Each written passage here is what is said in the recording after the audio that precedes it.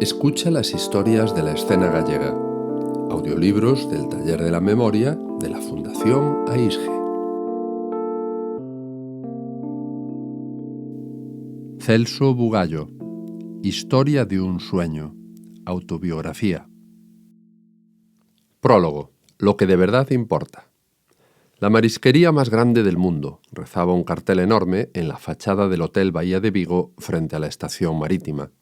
Hacíamos en sus salones las primeras pruebas de reparto para los lunes al sol, apenas unos meses antes de dar comienzo al rodaje. Allí, recortado contra sus luminosos ventanales, vi por primera vez a Celso.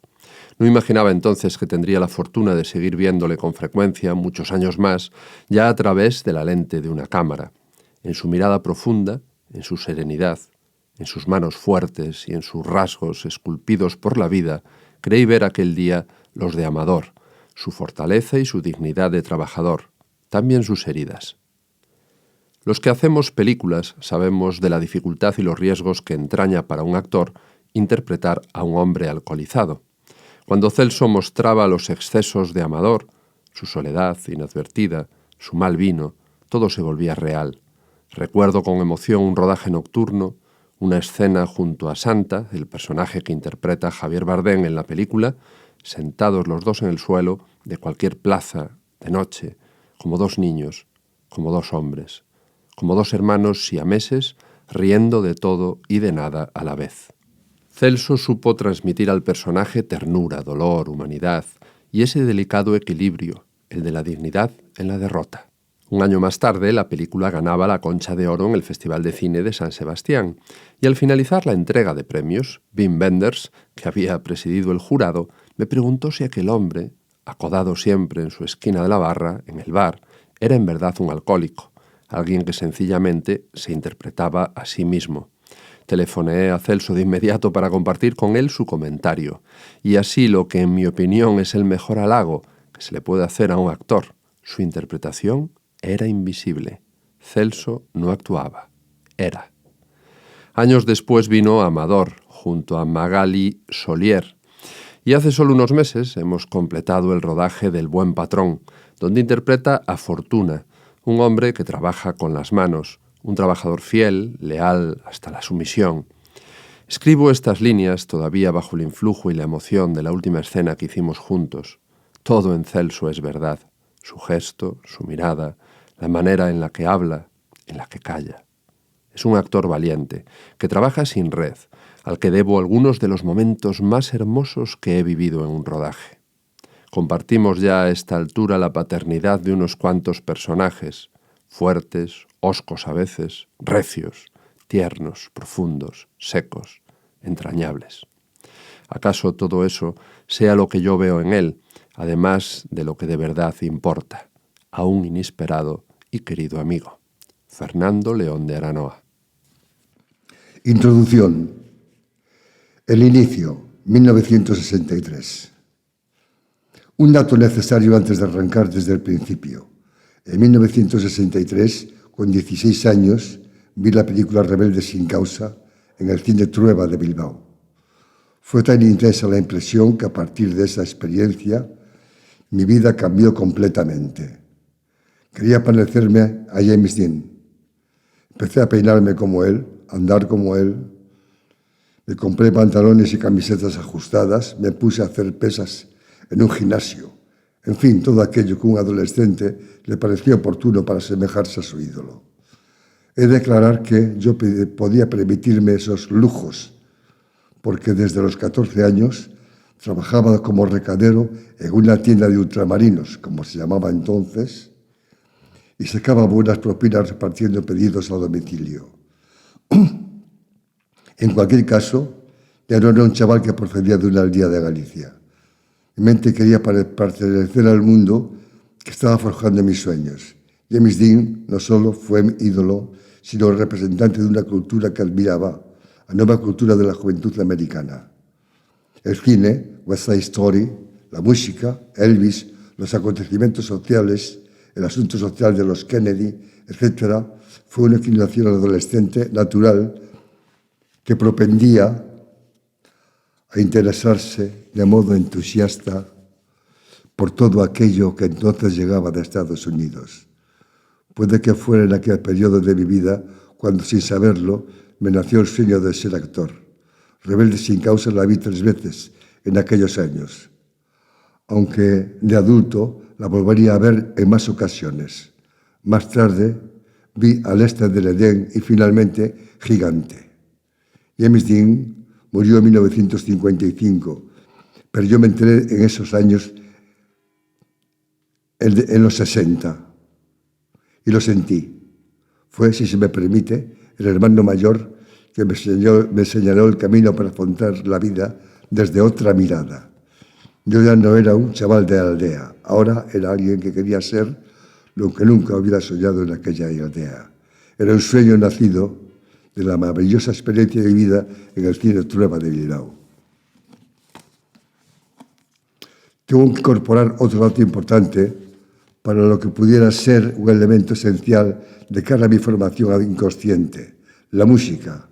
Un domingo por la tarde iba con mi hermano mayor, Manolo, por la calle Gregorio Alparra de Bilbao y nos encontramos con un amigo suyo. Este le comentó que había salido un grupo de música inglés que se llamaban los Beatles y que eran geniales y tal. Estamos en 1963, aproximadamente. Estos chicos ya eran famosos en 1960, más o menos. A renglón seguido, nos fuimos a un bar de la calle María Díaz de Haro y en una de aquellas geniales máquinas que de entonces pusimos el Twist and Show. Nos quedamos anonadados. La carátula del single presentaba a los 4 chicos como saltando un muro enorme. En otra ocasión, esta vez iba solo, escuché If I Feel. No me lo podía quitar de la cabeza. No comprendía cómo un dúo de voces humanas podía producir tanta emoción en la vibrante sensibilidad de mi adolescencia. No entendía la letra, por supuesto. Todo este periodo de mi adolescencia tuvo que ser muy beneficioso para mi posterior formación como artista.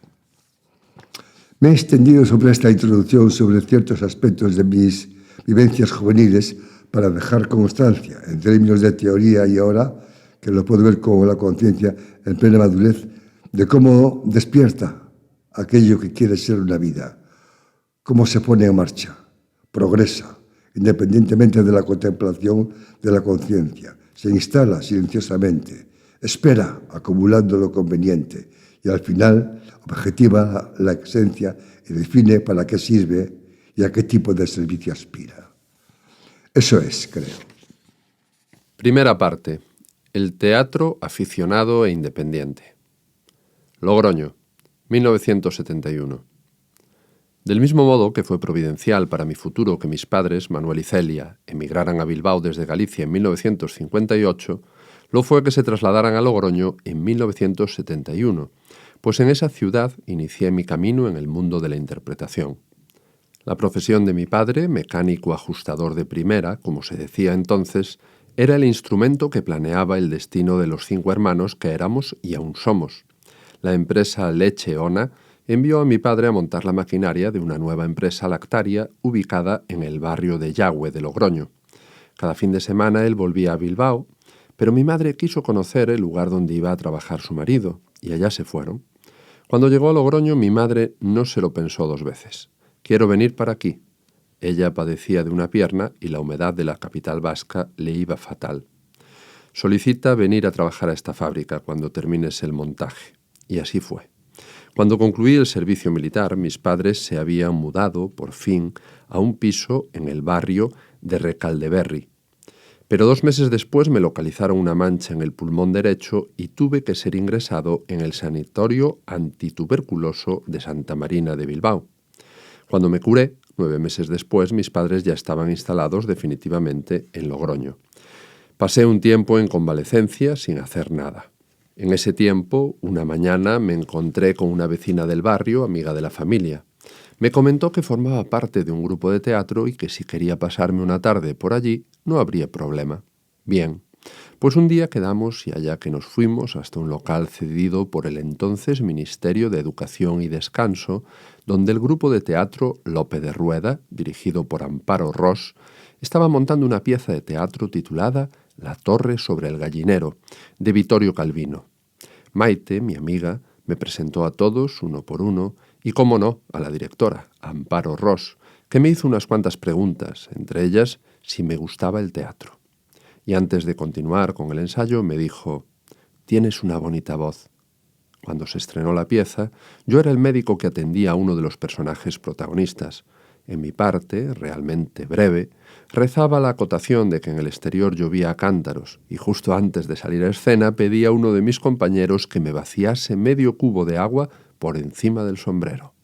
Luego vino un solo de saxofón de Carlos Muñiz, también dirigida por Amparo, en la que yo hacía de un agente callejero norteamericano. En la siguiente ya era el protagonista de la obra de teatro del absurdo Hombres y No, de Manuel de Pedrolo. Durante una de las representaciones de esta pieza experimenté lo que yo entiendo como la fuerza de posesión del personaje, o cómo te quedas atrapado en la vivencia del personaje. Al alzarse el telón, el personaje de No aparece completamente dormido entre dos celdas de prisión. Uno de los personajes encarcelados trata de llegar hasta el cinturón donde están prendidas las llaves. Pues bien, llevé tan lejos la relajación que me quedé dormido de verdad. Dionisio García, que era quien llevaba a cabo esa acción, tuvo que simular un error demasiado evidente para despertarme. Madre mía, cuando desperté no supe en un primer momento que me hallaba sobre un escenario ante un auditorio que literalmente llenaba la sala Compañía de María de Logroño en el año 1973. Por primera vez supe lo que era ser felicitado por la calle y ocasionalmente desde algún comercio. Galicia, 1975. Asuntos que no vienen a cuento aquí me traen de nuevo a Galicia. Pasé un tiempo abrumado por la pérdida de todo lo que había dejado atrás en Logroño: familia, amigos, el teatro. Aquí no tenía trabajo, nada que hacer para ayudar a la familia que había fundado, mujer e hija. Hice nuevos amigos entre intelectuales y artistas de la Pontevedra de entonces. Durante este tiempo leí apasionadamente a Nietzsche. Conocí a Pedro Ruibal, pintor extravagante con el que mantuve una buena relación, que me presentó a Antón Lamazares, un atrevido e insolente pintor, escultor y otras cosas. Hoy todo el mundo sabe quién es. Fuimos muy amigos.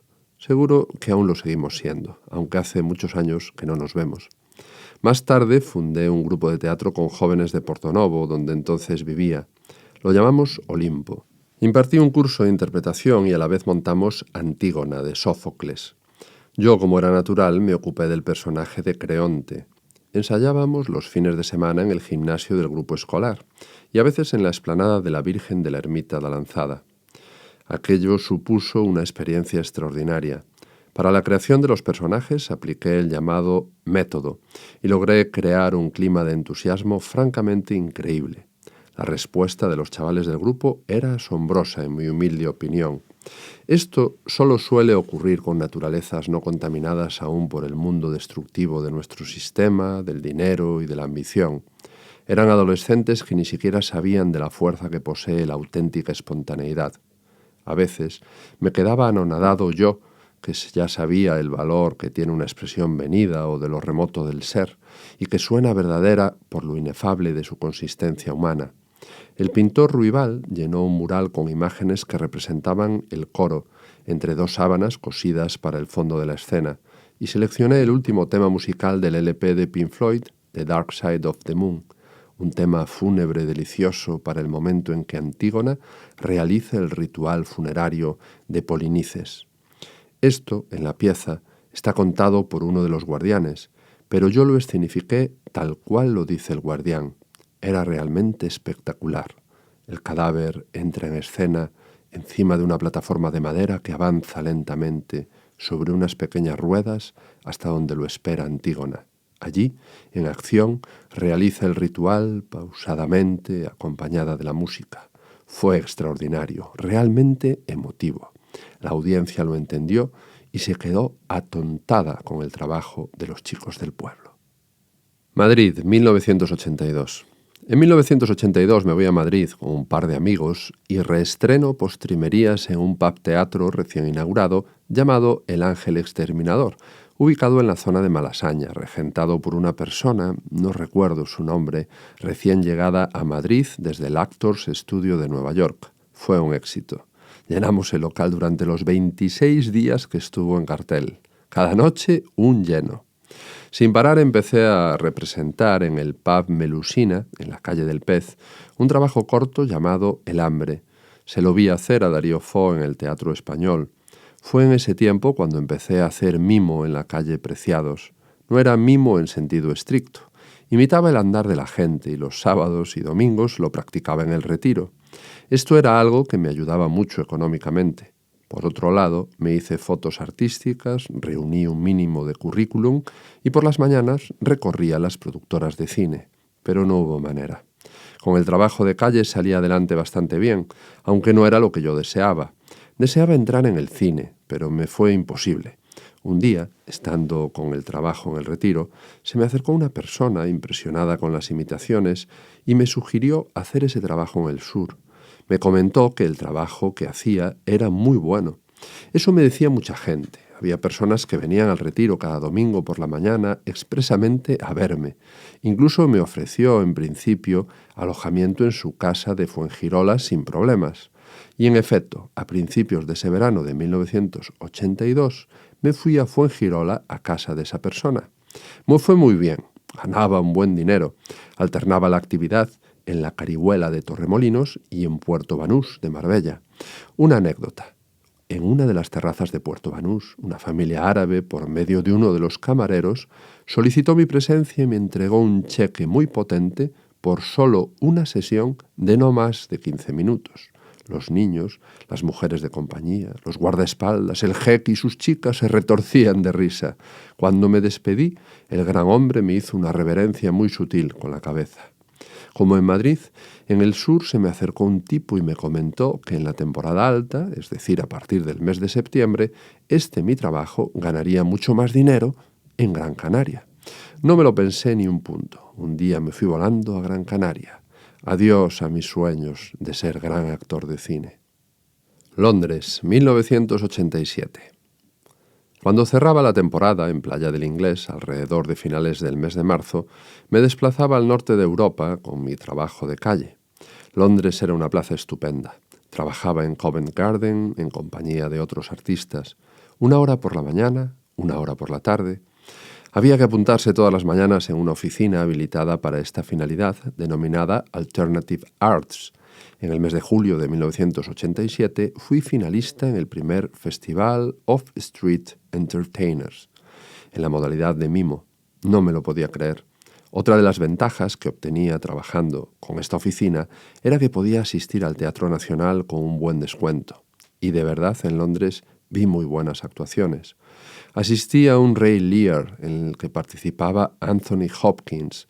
Asistí a 3 funciones seguidas. Aquello no lo podré olvidar nunca. En Stratford-upon-Avon programaban una semana de teatro con textos solo de William Shakespeare.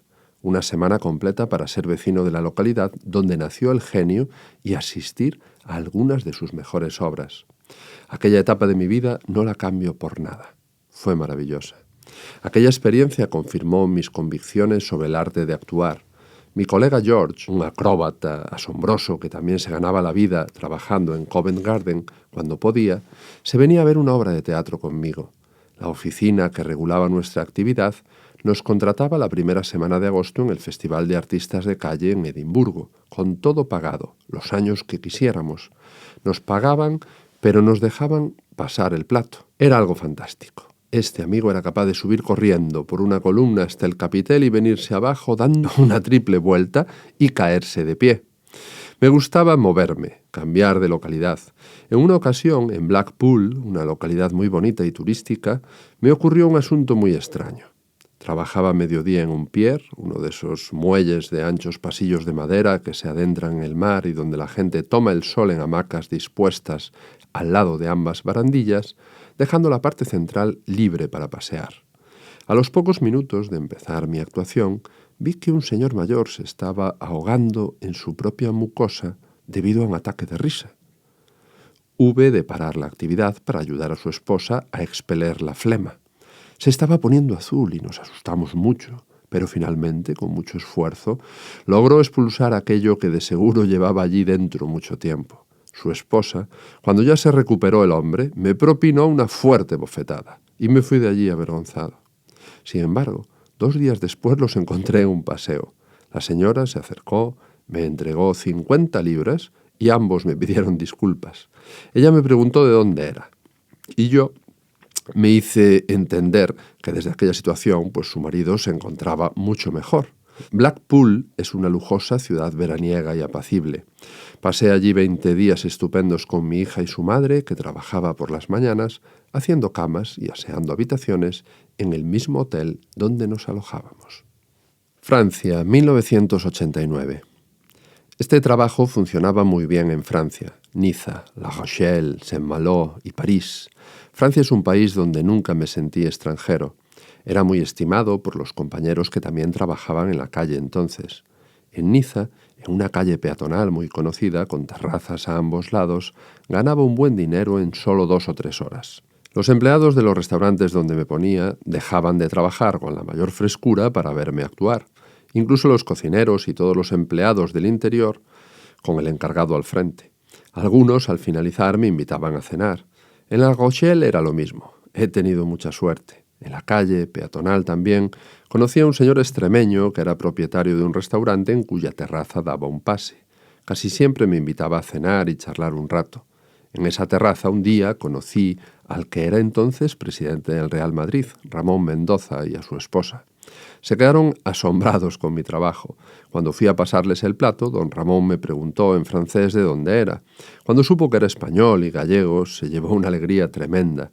Resulta que él es descendiente de gallegos.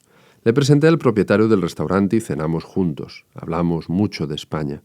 Nos invitó a comer en su yate al día siguiente. Mi amigo no pudo aceptar por su trabajo y yo lo mismo por el mío, pero nos volvimos a ver en días sucesivos. Me prometió que podía entrar en el Estadio Santiago Bernabéu cuando quisiera. Solo tenía que visitarle antes cuando me pasara por Madrid.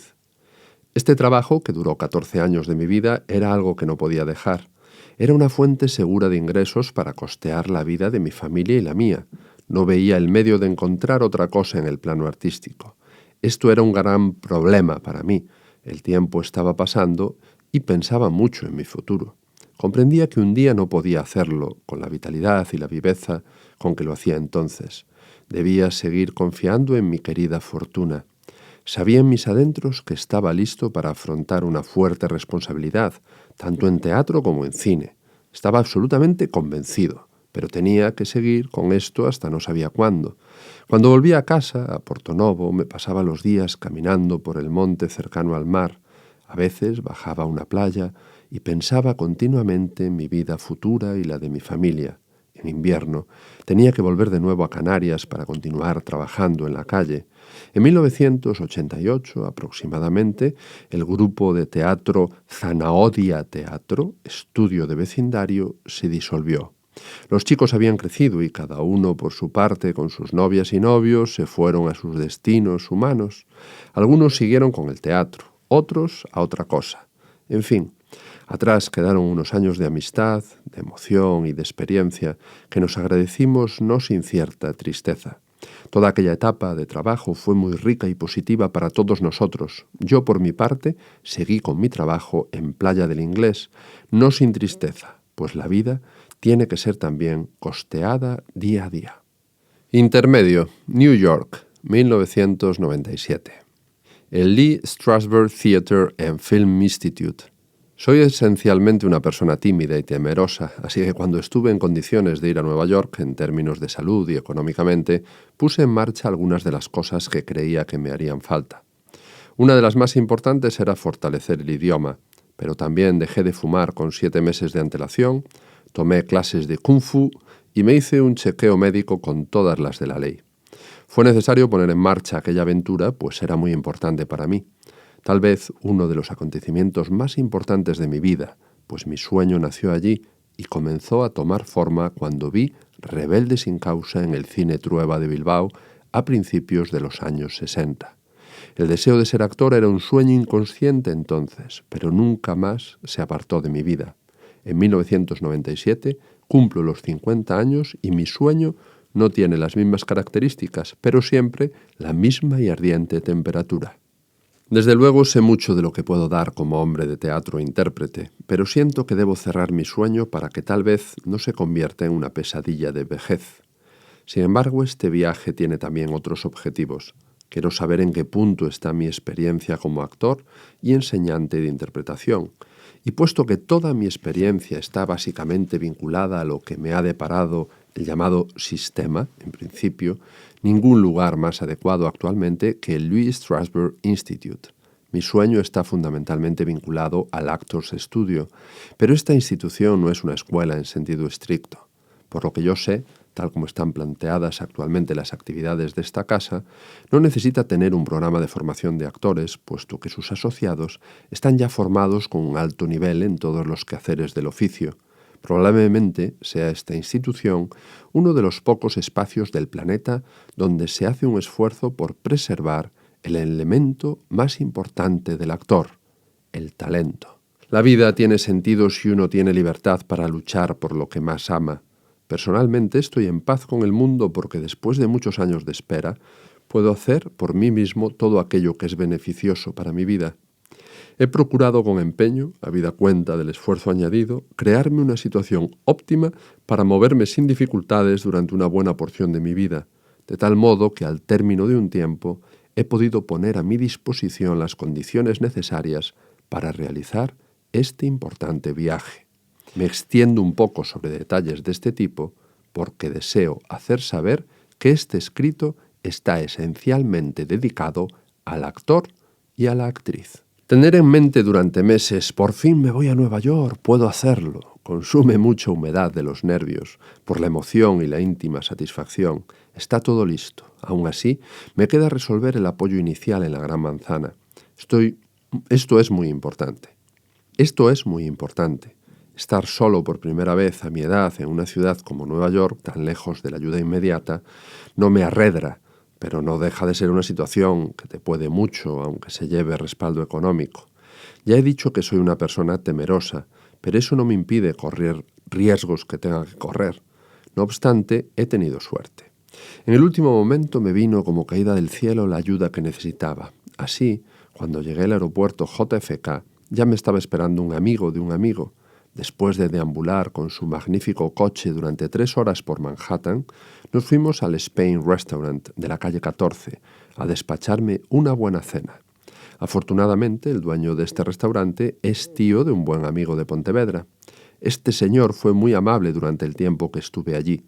Luego, este amigo me llevó hasta un alojamiento que encontramos en St. Mark's Place, $50 la noche. Es decir, en un mes, adiós a mi fortuna. Pero hasta con el alojamiento tuve suerte más tarde. Es lunes de mañana. Hace un día estupendo en New York City. Me estoy preparando para ir al Lee Strasberg Institute y saber qué me voy a encontrar allí. Más tarde tomo un taxi, estoy algo nervioso. Ahora, al mediodía, hace un calor sofocante. Al llegar ante la fachada del edificio, estuve unos 15 minutos tratando de controlar el nerviosismo y la emoción. Lee Strasberg ya no está aquí, pero tampoco se puede tener todo. Hay una foto de él en el hall, casi a escala humana, que me impresiona. Al lado del tablón de anuncios se puede ver una fotocopia, también a gran escala, de la definición de la actuación formulada por Strasberg y encabezada por una foto de Robert De Niro y Al Pacino juntos. No puedo evitarlo. Estoy impresionado y siento cómo late el corazón. Me estoy mezclando con todo lo que siempre he soñado. He entrado en la senda que me lleva a recuperar el trecho perdido de un tiempo del pasado. Estoy intentando, sin conseguirlo, leer el encabezamiento de la definición de la actuación en inglés, algo que ya me sé. En realidad estoy haciendo que leo y esto me permite oír lo que está pasando detrás de mí. A mis espaldas, el mostrador de recepción, desde el cual alguien me dispara amablemente. «¿Can I help you?» Trato de defenderme en el idioma, pero no me sale nada. Es como cuando te quedas en blanco en el escenario y una parte de ti te dice «trágame tierra», en vez de coger la situación con el puño, con calma y atención y decirle al auditorio «espere un momento». Como escribe Stanislavski, que hacía Tommaso Salvini cuando interpretaba el Otelo de Shakespeare, en la escena en que tiene que dar cuenta de su relación amorosa con Desdémona ante el Dux. Salvino, Otelo, levanta el brazo lentamente, con mano derecha abierta, y también lentamente la va cerrando hasta meter al público en el puño. Decía que mi sistema mental de traducción se niega a arrancar. Finalmente, todo esto en unos minutos, consigo decir mi nombre completo y que deseo inscribirme en el curso de actuación que va a comenzar.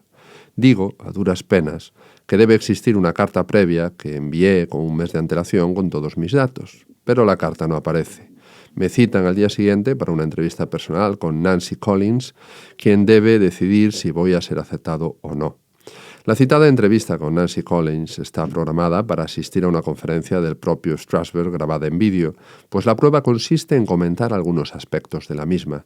Dicha conferencia, en una limitada estancia, fue compartida con una simpática y joven pareja de novios italianos, así que éramos únicamente 3 personas. Al finalizar el visionado nos llevaron al despacho de Nancy Collins, que dicho sea de paso, estuvo a punto de cargarse el objetivo acariciado por mí durante tantos años. Tengo a Nancy Collins de pie ante mí, diciéndome que si no hablo inglés fluidamente, no es posible el acceso al curso. Empiezo a ponerme muy nervioso. Logro acordarme de una frase del método inglés. I don't speak English very fluently yet, but I understand quite well. La pareja de italianos está presente, ambos conmocionados. Por fin logro, creo, convencerla de que efectivamente entiendo el idioma, aunque no lo hable bien. Me pregunta, para cerciorarse, algo acerca de la conferencia. Es verdad, lo entiendo todo. En castellano me sé la dichosa conferencia, casi de memoria, pero Nancy se resiste. Estoy muy nervioso y enfadado. Nos quedamos mirándonos unos segundos. Finalmente le pido al joven italiano que le diga en inglés a esta señora que durante 25 años he deseado estudiar actuación en este lugar, que es, maldita sea, mi jodido sueño americano y que estoy aquí, a pesar de mi edad, para cerrar ese sueño antes de que se convierta en una puta pesadilla para mi vejez y que no me voy a ir de aquí sin cumplir con ello. Díselo así, anda, le pedí al chaval italiano. Díselo así, joder. Nancy y yo nos miramos unos segundos. Ella tenía una expresión distinta de la típica persona que ostenta un despacho. De repente, alguien que se hallaba a mis espaldas se puso frente a mí con la mano extendida. «Estás admitido», dijo secamente. Era Irma Sandry, que luego sería mi profesora. Nancy Collins dijo «Ok», y se sentó para continuar con lo suyo. Debo decir que Nancy Collins y yo luego fuimos buenos amigos. De hecho, me permitió acceder a otras clases gratuitamente firmándome un pase. Los chicos italianos por fin sonrieron y nos fuimos a tomar unos bocadillos juntos. Ahora estoy tranquilo y mis 50 años también. Estoy oficialmente matriculado en 2 clases de actuación básica de 4 horas a la semana, 2 días. No es mucho ni es lo que necesito ahora, pero no importa. Ahora estoy aquí. E interiormente tengo el fuerte sentimiento de estar haciendo algo bueno para mi vida y que posee un especial valor humano, y ya está. Mi experiencia como actor y enseñante de actuación están consolidadas. Sin embargo, estoy seguro de que llegaré a saber cosas que me habrán sido necesarias. Estoy metido en este negocio hasta el tuétano. Debo aún mejorar mucho y continuar adelante. Siento de verdad que puedo hacer una gran aportación al oficio y a mi vida. Fuimos invitados, mis amigos italianos y yo, a presenciar esa misma semana una clase con Irma Sandry. Después de dicha sesión, ya llegué a la conclusión de que lo que iba a sacar del curso en sí mismo no estaba a la altura de mis expectativas. No obstante, tengo que hacer constar aquí que pude apreciar que Irma Sandry era una de las mejores profesoras de actuación que conocí, no solo por la limpieza y el rigor con que llevaba cada sesión, sino también por el amor y la pasión que invertía en cada una de ellas. Irma Sandry era una persona de un atractivo muy ruso, de buena estatura, muy delgada, y cuya humanidad podía frisar en algo más de 60 años. Por su agilidad era asombrosa. Había sido alumna de la escuela de Stravinsky en Moscú. Y ahora estoy aquí en el Lee Strasberg Institute. Veo cómo unos 50 o 60 jóvenes entre 16 y 26 años se preparan para asistir a un curso de interpretación dramática de 3 meses. Es una nueva hornada que a su vez mantiene viva la institución, y así sucesivamente, como una factoría industrial. Segunda parte. Teatro profesional. Mujeres soñaron caballos, 2007. Creación de Daniel Veronese. Un día del mes de noviembre de 2006 recibí una llamada telefónica sobre las 10 de la mañana.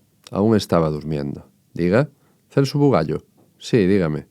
Soy Salva Volta, coordinador de dirección del Centro Dramático Nacional. ¿Qué? Soy... y otra vez su nombre. Bien, dígame. El director de teatro, Daniel Baronese, demanda si quiere trabajar en una obra para el CDN, Centro Dramático Nacional. Sí, claro. Bien, Celso, le llamaré en unos días para citarle en el centro para una prueba. Vale. Un placer. Quedamos así. Adiós. Adiós. Recliné de nuevo la cabeza en la almohada y estuve pensando un rato así en la oscuridad. Estoy despierto, ¿no? El Centro Dramático Nacional. Doy la luz, salgo de la cama para ir al espejo del baño, abro el grifo del agua y con las manos me baño sensiblemente el rostro unas cuantas veces. Levanto de nuevo la cara hacia el espejo, tomo la toalla, me seco y sin dejar de mirarme en él con la entidad que piensa. El CDN. Otro sueño que viene. Estaba sueño en el costado enfermo del tiempo, invernando sin esperanzas de levantar el vuelo nunca más, nunca más. Sobre las 12 del mediodía de la misma mañana vuelvo a recibir una llamada de Salva Volta para citarme ya en el Teatro María Guerrero, donde me recibiría Adriana Roffi, ayudante de dirección de Veronese, para hacerme una prueba por cámara. Ahora ya no tenía duda alguna. En efecto, el día anterior al señalado, por la noche tomé el autobús rápido desde Pontevedra y a las 6:30 de la mañana ya estaba en Madrid. Me dispuse a tomar mi desayuno preferido en la capital. Un café con leche y 2 porras. 2 porras como solo las saben hacer en Madrid. Como la cita había sido fijada para las 10:30 de esa mañana, tras tomar el metro para ir hacia el centro, me puse a deambular por los alrededores de Sol y me compré una prenda de abrigo en la calle Preciados. Y así hasta la hora. Al llegar al Teatro María Guerrero, di mi nombre y me condujeron hasta una gran sala en el sótano. Una vez allí, veo que una persona se incorpora con premura del asiento mencionando mi nombre con admiración.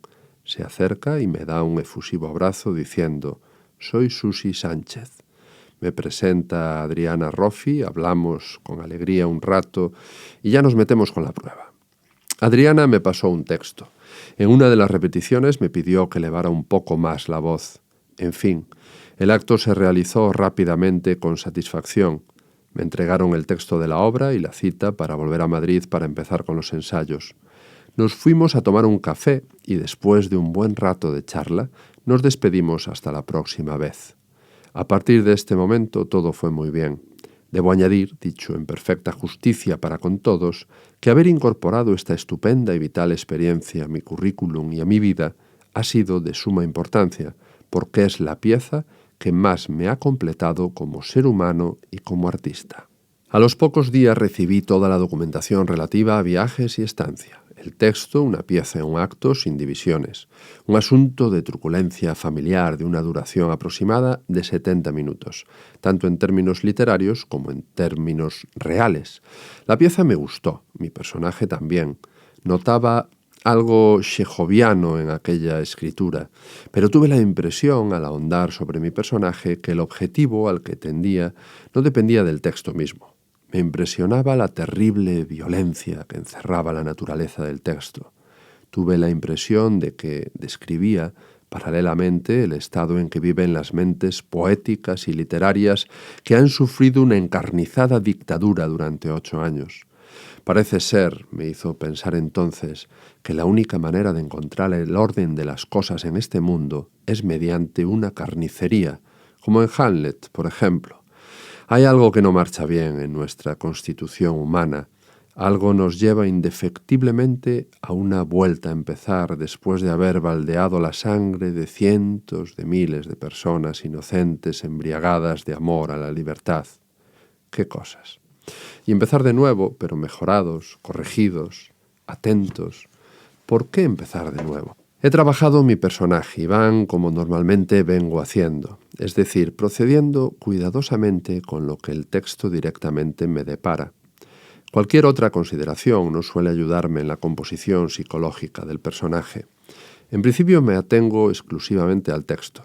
Luego, a medida que avanzo en el análisis, voy incorporando otros elementos. El hecho, por ejemplo, de que el autor haya sido tremendamente influido por el informe de que estaba dando un fenómeno extraño que llevaba a todo tipo de animales a arrojarse voluntariamente al vacío de un abismo, me impresiona, desde luego.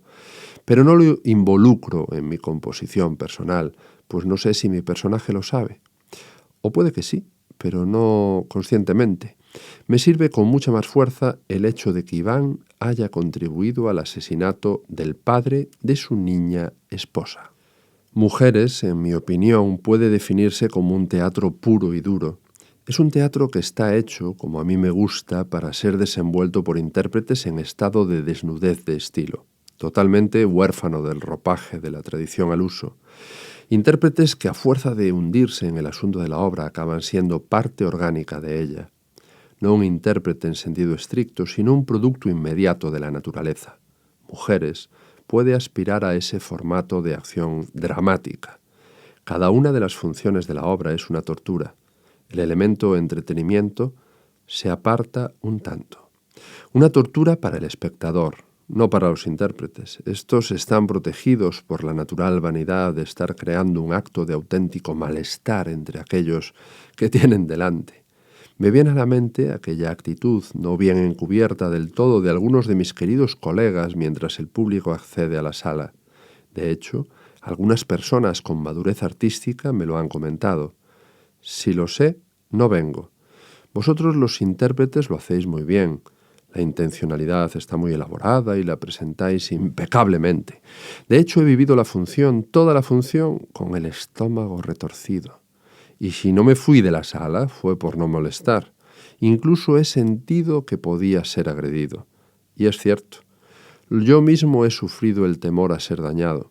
Recuerdo un momento en que Ginés García Millán empuja violentamente un vaso sobre la mesa cubierta con un hule y se estrella contra algo haciéndose añicos muy cerca de mí.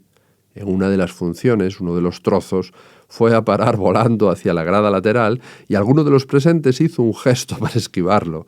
Hubo que decírselo y, naturalmente, corrigió la acción.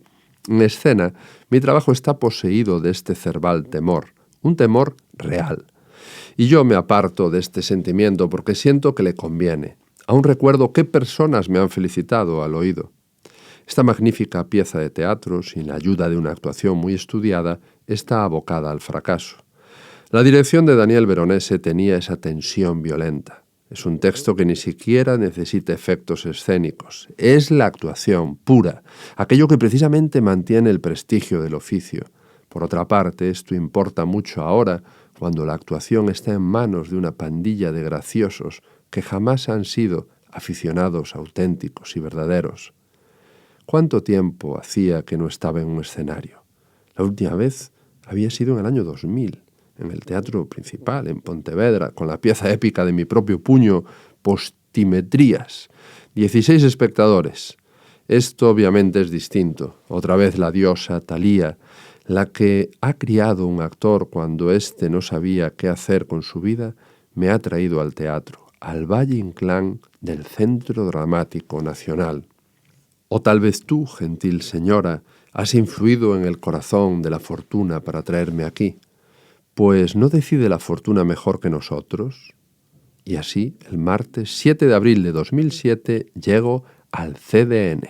Me paso un buen rato merodeando por la planta inferior del edificio, estoy emocionado, ahora sentado en el camerino número 4, espero que lleguen los demás compañeros y el autor-director.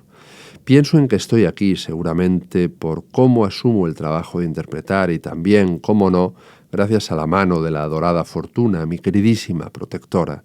A ella debo todo lo que ha ocurrido en estos últimos 7 años, desde el 2000 al 2007.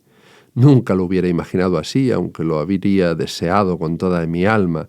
Tengo que aclarar que yo había logrado acceder a un campo relevante de mi profesión gracias a la película Los lunes al sol, de Fernando León de Aranoa, estrenada en 2002, y que a su vez me había permitido presentar un importante nivel artístico a mis algo más de 50 años. Me halaga que muchos profesionales del teatro y del cine me felicitaran preguntándome ¿dónde estabas metido? Sigo en el camerino número 4 del Teatro Valle Inclán del CDN, esperando. Me pongo a escribir algo entre tanto, pero al cabo de unos minutos la persona que me condujo al camerino entró para decirme que habían llegado. Así, tras recibirme salva volta, me fue presentado a Susi, que ya conocía de las pruebas, Blanca Portillo, María Figueras, Ginés García Millán, Andrés Herrera, Amparo Vega y, como no, a Daniel Veronese. Este último es un dramaturgo argentino que tiene en las manos y en los ojos, lo he intuido solo con mirárselos, un misterio incompartible de un dolor epidérmico que amasa poesía, esperanza y un oculto afán de ser amado. Su manera de dirigir, alguien que lo sabe todo acerca de lo que tiene entre manos, es una especie de ambigüedad reptil que se arrastra silenciosamente hasta alcanzar aquello que habita en su portentosa imaginación. Presiento que en la obra de Daniel Veronese subyace silenciosa una ligera brisa de grandeza. Los ensayos eran realmente duros. Veronese, hundido en una de las butacas centrales de primera fila, con un pie sobre la rodilla, matizaba la actuación de los intérpretes sin dar en apariencia mucha importancia a esta situación. Como era natural, al presentar nosotros la construcción del personaje muy elaborada, teníamos bastante avanzada la pieza. Otra cosa era la tensión. Había que encontrar esa atmósfera espesa, truculenta y enfermiza, que induce un estado de tortura en fase de gestación. Luego, poco a poco, ir destapando la hirviente olla donde sufren sin perecer los resentimientos más oscuros para llegar finalmente a la carnicería inevitable. Es como el proceso que lleva a cabo una dictadura criminal fascista que está 8 años produciendo gases emanados del sufrimiento humano que infectan el aire de parte a parte y que inhalan irremediablemente, intoxicándose los animales que se arrojan voluntariamente por los acantilados para librarse del dolor insufrible que les produce la implacable tortura devenida de la locura humana. Veronese nos trajo esta dolorosa mercancía a la escena, convirtiéndola en una obra de arte, tal vez para redimir el corazón de los hermanos culpables y solicitar piedad para los hermanos inocentes. También me preocupaba otro asunto. Yo tenía la invencible curiosidad de saber quién me había traído al CDN. Veronese me dijo, como si tal cosa, que no sabía nada de eso. Pero tras indagar un poco supe que fue Susi Sánchez quien me propuso a Amparo Vega tras ver la película La noche de los girasoles, en la que había trabajado apenas un par de años antes. Ya ven, el cine me había ayudado a volver a mi amado teatro. Otra cosa. Recuerdo cuando fuimos a comer una tortilla española a casa de Blanca Portillo. Pues ella lo dice con orgullo, no hay quien la haga mejor. Y es verdad, la hace buenísima. Luego Ginés nos preparó unos gin tonics, como nadie sabe hacerlo, y se precia de ello, con razón. Después, ya más tranquilos, vino una conferencia de Veronese que nos tuvo atrapados hasta las 6 de la mañana.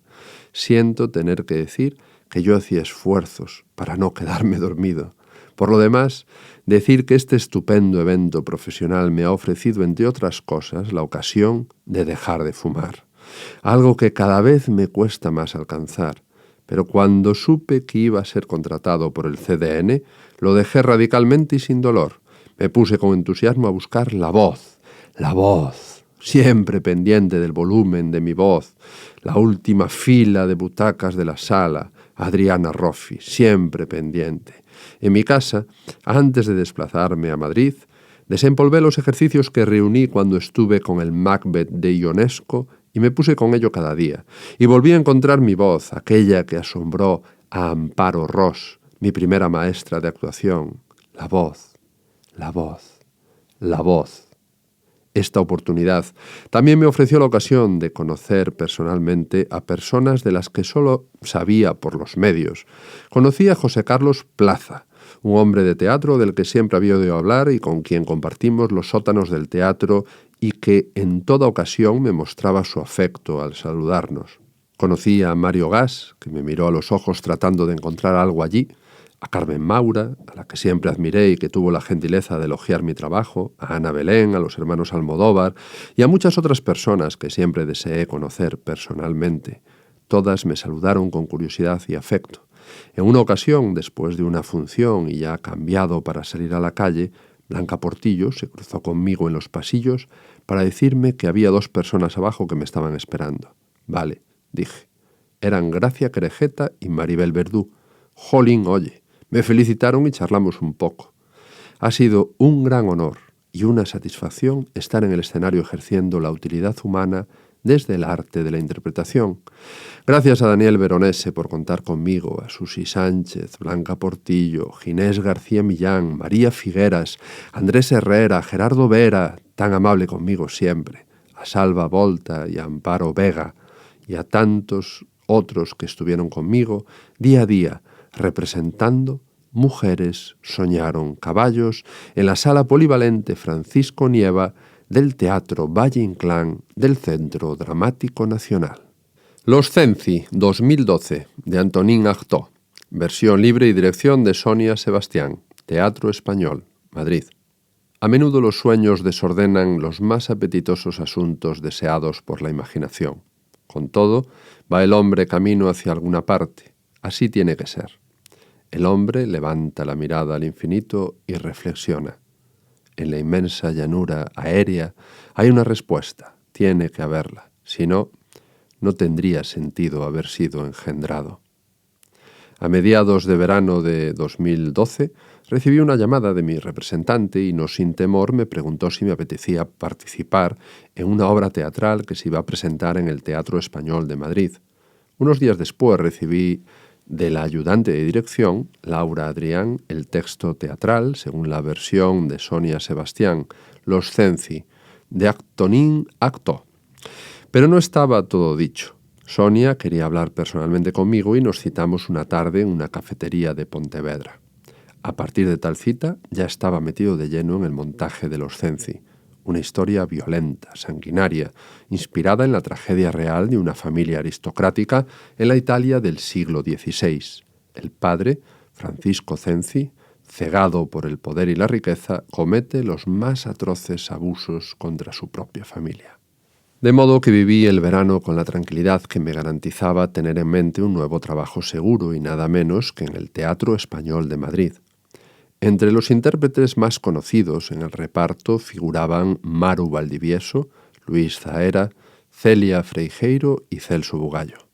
El resto del elenco estaba compuesto por un puñado de 5 jóvenes entusiasmados con el proyecto, listos para emprender la aventura con todas sus consecuencias y contentos de trabajar en el Español de Madrid.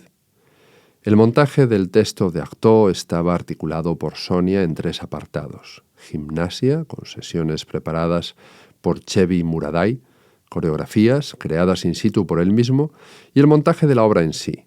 Yo, desde luego, no contaba con la coreografía. Es decir, memorizar pasos de baile y ni siquiera tener que bailarlos. Pero así ha sido. He hecho cuanto he podido, pero los ejercicios de calentamiento me eran del todo imposible ejecutarlos mínimamente con corrección. A veces ni siquiera eso. Simplemente los simulaba. Me negué el primer día a sentarme en la silla que me presentaron cuando Chevy comenzó con la tabla de ejercicios. Me descalcé y me puse a ello como el que más. Chevy es un bailarín en el mejor momento de su carrera y con unas cualidades gimnásticas al más alto nivel. Hacer lo que él propone no era capaz de llevarlo a cabo ni uno de nosotros. Pero hacíamos un gran esfuerzo, todos, aunque ninguno de nosotros asistía a aquellas sesiones con agrado. Es más, quien podía evitarlo lo hacía y con ello se sentía libre de un esfuerzo innecesario. Obviamente nadie quiere jugarse el ingreso mensual. Es muy duro para mí tener que decir que aquello, en mi opinión, no era de mucho valor para la obra. De hecho, no sirvió de nada. En mi opinión, hubiera sido mejor dedicar aquellas 2 horas diarias a la investigación e interpretación de los personajes. Creo que hubiéramos ganado más con respecto al público. Creo que he sido, lo digo sinceramente y sin reparo alguno, el único actor del elenco que presentó un personaje en sentido estricto. Incluso ha habido líneas de actuación antiteatrales, podría decirse. La versión libre de Sonia Sebastián, el montaje, llevaba consigo una afección congénita desde el momento en que fue concebida y que impedía el libre desenvolvimiento del mismo. La obra no podía expresarse con la libertad que le es propia a toda obra de teatro, pues estaba influida fuertemente por intereses íntimos, personales. Nada ni nadie es un peldaño para elevarse a la gloria de un día para otro. De hecho, eso de la gloria es una infame patraña, un error enorme. Por eso la obra Los Cenci debía cargar en cada función con el dolor de un mal que no le correspondía. Tal vez por eso no aguardaba al público como quisiéramos. De hecho, fue suspendida una semana antes del fin de su programación. Sencillamente, no solo no era rentable, sino que generaba un gasto innecesario de montaje cada día de función. Bueno, era el teatro de la crueldad de Antonin Artaud. ¿O eso de la crueldad era un pretexto para alcanzar algo ajeno a ese tipo de teatro?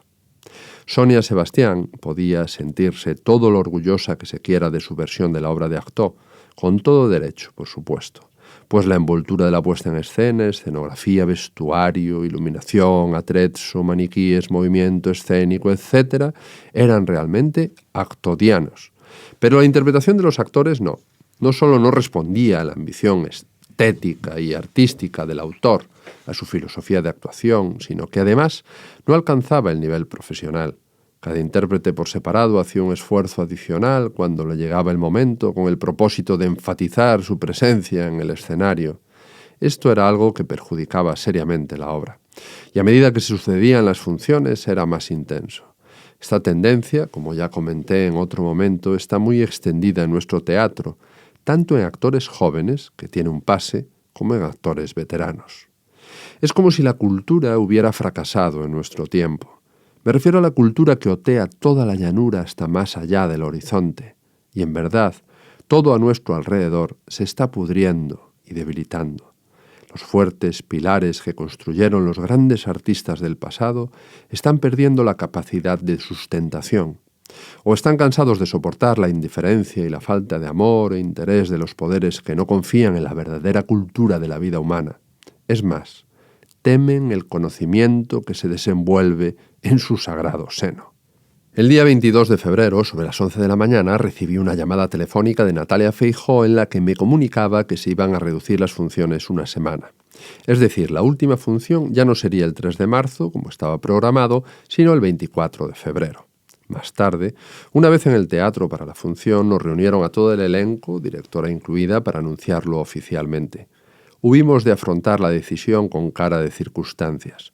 Sin embargo, Sonia Sebastián y Celia Freijeiro protestaron con energía y con un rasgo de grosería, y en un momento en que ya nada podía evitar que la decisión se llevase a cabo, salieron ambas de la sala con un aire teñido de enfado e indignación, dejándonos a todos allí plantados.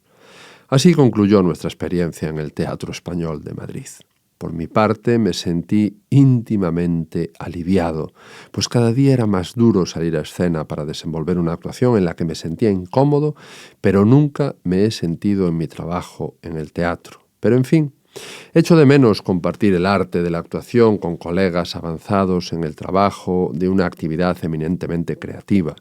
El actor de verdad tiene un natural compromiso y un conflicto con la búsqueda de lo verdadero y lo auténtico en cada una de las experiencias devenidas del pasado hacia el presente. También con avanzar hacia cada uno de los amaneceres de la vida, esperanzado en desplazar hacia la nada para siempre todo aquello que impide el uso natural de los 5 sentidos, sean por siempre preservados en la salud, y así desenvolver nuestra vida y la de los que están por venir sin el temor de ser violados en nuestra dignidad de hombres, mujeres y animales.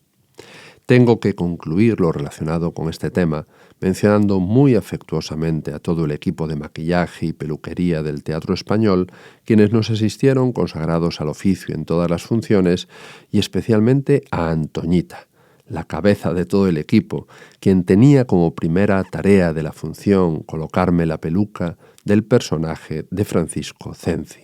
Te recordaré siempre con todo mi afecto. Tercera parte. Cine y televisión. La lengua de las mariposas, 1998. Dirección, José Luis Cuerda.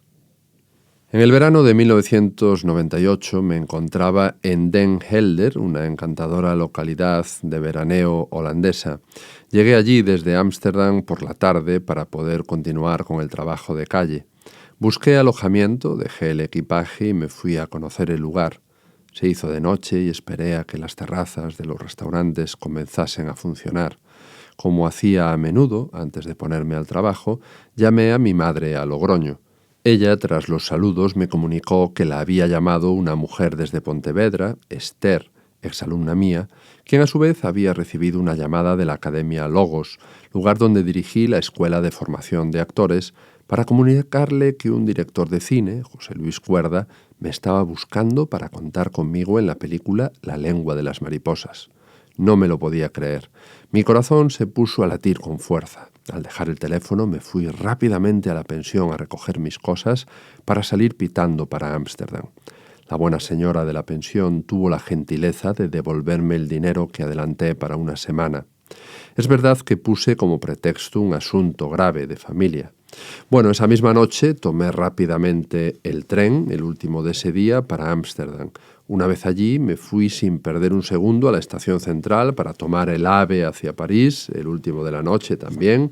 Saqué el billete y entré en el tren con unos 10 minutos de antelación, 1 hora Ámsterdam-París, y una vez en París debía tomar el metro para ir a la estación de donde salía el tren que me llevaría hasta Irún esa misma noche. Tenía como media hora para llegar hasta allí, pero en el metro me doy cuenta de que voy en sentido contrario. Me salgo y a toda prisa tengo que cambiar de andén, me equivoco y salgo hasta las cabinas de tickets. Tengo que tomar un nuevo ticket y volver al andén correcto. Para acceder tengo que pasar, no sé por qué, por unas puertas de vaivén, paso, pero el rápido cerrarse de las puertas hace que me quede atrancado, la mochila detrás y yo delante. Hacía mucha fuerza, pero no era capaz de salir hacia adelante. Me puse nervioso.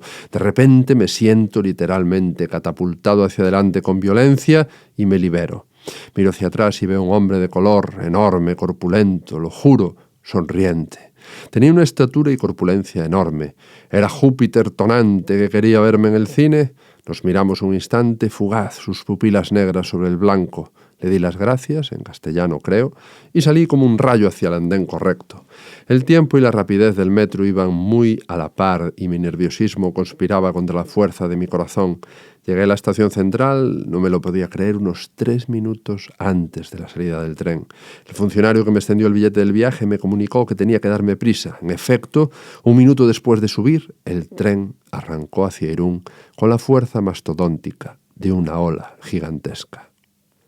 Llegamos a Irún muy de mañana y 2 horas más tarde salía el expreso Irún-Vigo. Desayuné con tranquilidad ya en la estación española con el billete en el bolsillo.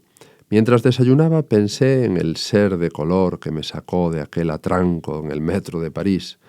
Llegaría a Pontevedra por la noche de ese mismo día. A medio camino, en una estación en la que el expreso hace una parada larga, llamé por teléfono que me proporcionaron desde la Academia Logos a un tal Walter, que me citó para el día siguiente en el Hotel Torre Lombarda de Allariz. Me fui directamente a mi nuevo domicilio, un bonito apartamento que había adquirido un par de meses antes gracias a una buena amiga, Ana Fernández, y que ya sería mi domicilio para siempre. Todavía sin amueblar, solo un colchón en el suelo y un edredón.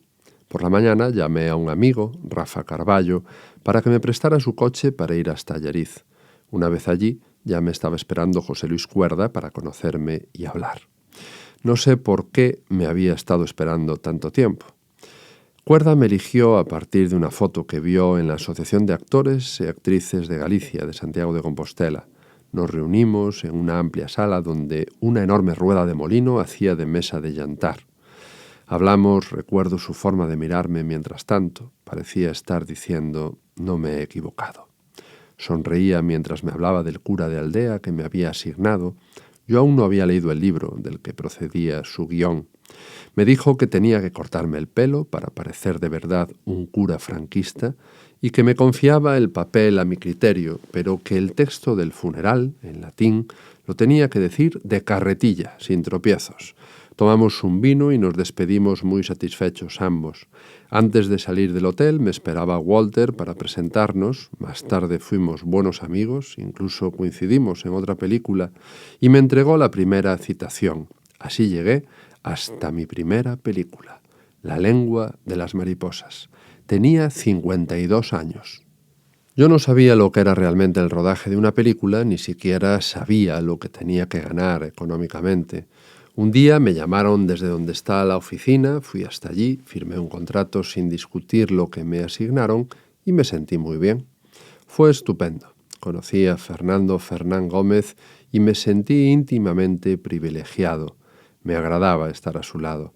Recuerdo que cuando rodamos la secuencia en la plaza de la iglesia, en la que llamo a Ramonciño, Manuel Lozano Niño, para preguntarle no recuerdo qué, y luego nos quedamos solos, Fernando y yo, con un pequeño diálogo en latín, él tropezó unas 3 o 4 veces, yo le acaricié el brazo para sugerirle sin palabras que por mi parte no había problema con repetir lo que hiciera falta, pero me hizo un gesto brusco, violento, con el brazo para quitarme la mano, como si quisiera decirme, «Cuidado, no necesito conmiseración de nadie».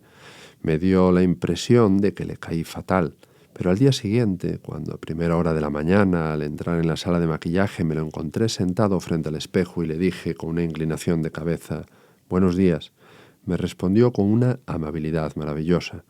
Vi en sus ojos y en su leve sonrisa al mirarnos un gran afecto colmado de humanidad hacia mí. Luego, durante el rodaje, cuando coincidíamos, nos saludábamos sonrientes con una leve inclinación de cabeza. En una ocasión, ya preparados para el rodaje, mientras esperábamos en la sala de maquillaje y vestuario, observé cómo Manuel Lozano Niño no paraba de hacerle trastadas, y él sentado aguantaba sin rechistar. ¡Qué paciencia! Al diablo del chico. Más tarde supe que fueron muy buenos amigos y que Manuel lo visitaba con frecuencia en Madrid. Años después nos volvimos a encontrar en la película de Patricia Ferreira, Para que no me olvides, en A Coruña. Ambos hacíamos personajes en una residencia de la tercera edad. Fui a saludarle, ya estaba en una silla de ruedas, y le pregunté si se acordaba de mí. Me miraba sin decir nada, como tratando de recordar. Le dije que era quien hacía de cura en la película de José Luis Cuerda, La lengua de las mariposas, y me sonrió sin más. Fue la última vez que nos vimos. El día que rodamos la secuencia del enterramiento, fue la primera del día, Cuerda me llamó aparte y me pidió que le recitara el texto en latín tal y como me lo había pedido cuando nos conocimos. La verdad, no me agradó del todo aquella falta de, creía yo, confianza. Pero bien, estaba en su derecho de cerciorarse. Cuando inicié el parlamento, se colocó de perfil a mí con la oreja cerca de mi boca. No dije la primera línea entera cuando me interrumpió diciendo, «Vale, está bien, vamos a hacerla». Hubo algún tropiezo, pero la secuencia quedó lista en 4 tomas. Me felicitó muy amablemente. Estaba contento, lo recuerdo bien. Era una preciosa mañana de primavera. No se había equivocado con lo que esperaba de mí desde el momento en que me eligió cuando vio mi foto en la Asociación de Actores y Actrices de Galicia de Santiago. Eso fue lo que sentí. Tras considerar resuelta la secuencia, dijo, «Cortamos, está hecha». Y se fue sonriente hacia... no recuerdo. Observé muy mucho aquella sonrisa. Fue uno de los días más agradables de mi vida. Aquel parlamento en latín, que debía verbalizar con rapidez y sin vocalizar demasiado, decirlo con poco volumen, como si lo dijera para mí, me costó mucho sacarlo adelante en los trabajos particulares en mi casa. Trabajé durante varios días, practicando una y otra vez con rápidas verbalizaciones de un tirón. Nunca imaginé que un parlamento tan pequeño requiriera tanto esfuerzo. Me preocupaba mucho hacerlo bien. Finalmente, mi personaje, el cura de aldea vinculado al régimen fascista, funcionó. Todos los que me conocían me felicitaron. Más tarde, cuando se estrenó la película, fue un gran éxito, aún hoy se la recuerda como un clásico, mucha gente me felicitó. De hecho, todo hay que decirlo, hice el mismo cura, el mismo, en 3 series consecutivas y en otra película que dirigió, recuerdo, Jorge Coira. Después aún me propusieron para otra película y ya era demasiado, rehusé de plano. Hay que tener cuidado con estas cosas. Hay directores, no todos, que no tienen ni idea de lo que hay detrás de la eficacia en la actuación de ciertos actores. Sencillamente desconocen la naturaleza constitutiva del hombre que actúa. Para muchos de ellos, desgraciadamente, el actor es una mercancía para ser usada en su fábula, sin más. Me siento muy agradecido a José Luis Cuerda por haber confiado en mí y debo confesar que aquella experiencia fue fundamental para mi vida y para mi carrera como actor. Gracias, amigo. Los lunes al sol, 2002. Dirección, Fernando León de Aranoa. Un día, no recuerdo cuál de aquella semana de gracia, recibí una llamada de mi nueva casa de Pontevedra en la que se me invitaba a hacer un casting para una película que se iba a rodar en Vigo. Me enviaron una separata del guión y la cita para la prueba. No supe quién era el director hasta que llegué para la prueba en el Hotel Bahía de Vigo, Fernando León de Aranoa. Tampoco sabía nada acerca de este director de cine. La tendencia de mi carácter a vivir protegido por la sospecha infería sin más que se trataba de un chaval ilusionado, un listillo que nos viene con su fábula bajo el brazo, con el propósito de realizar su sueño de inquietante adolescencia. Bien, la prueba consistía en actuar un personaje que se hallaba en una oficina de empleo para arreglar sus papeles y optar a su derecho al paro. Pero sus papeles no están en regla y ni siquiera tiene todos los necesarios. Lo habían engañado. Entonces, en un momento de la entrevista, está tan desolado que entra en llanto, así acotado en el guión. Allí está Celso Bugallo con las mejillas arrasadas en lágrimas. Fernando corta la prueba, se acerca a mí y se pone de cuclillas mirándome, nunca lo olvidaré. Me dijo que me calmara, luego de una pausa me dijo que si podía repetir la escena. Sí, claro, por supuesto, le dije. La chica que me pasaba la letra no dejaba de mirarme con admiración. Por ello supe interiormente que el asunto estaba funcionando bien. Fernando me dio tiempo y me pidió que le avisara cuando estuviera listo. Con esa amabilidad sí que no contaba. Y la escena volvió a funcionar bien. Confieso que puse en esta experiencia toda mi vida animal y profesional. Vale, muy bien, dijo Fernando desde el monitor. Luego se acercó a mí y me dijo: Celso, ¿puedes esperar a que termine con esto, que quiero hablar contigo de otra cosa? Sí, estoy en la cafetería. Y allí se llegó Fernando con otra separata, la de Amador.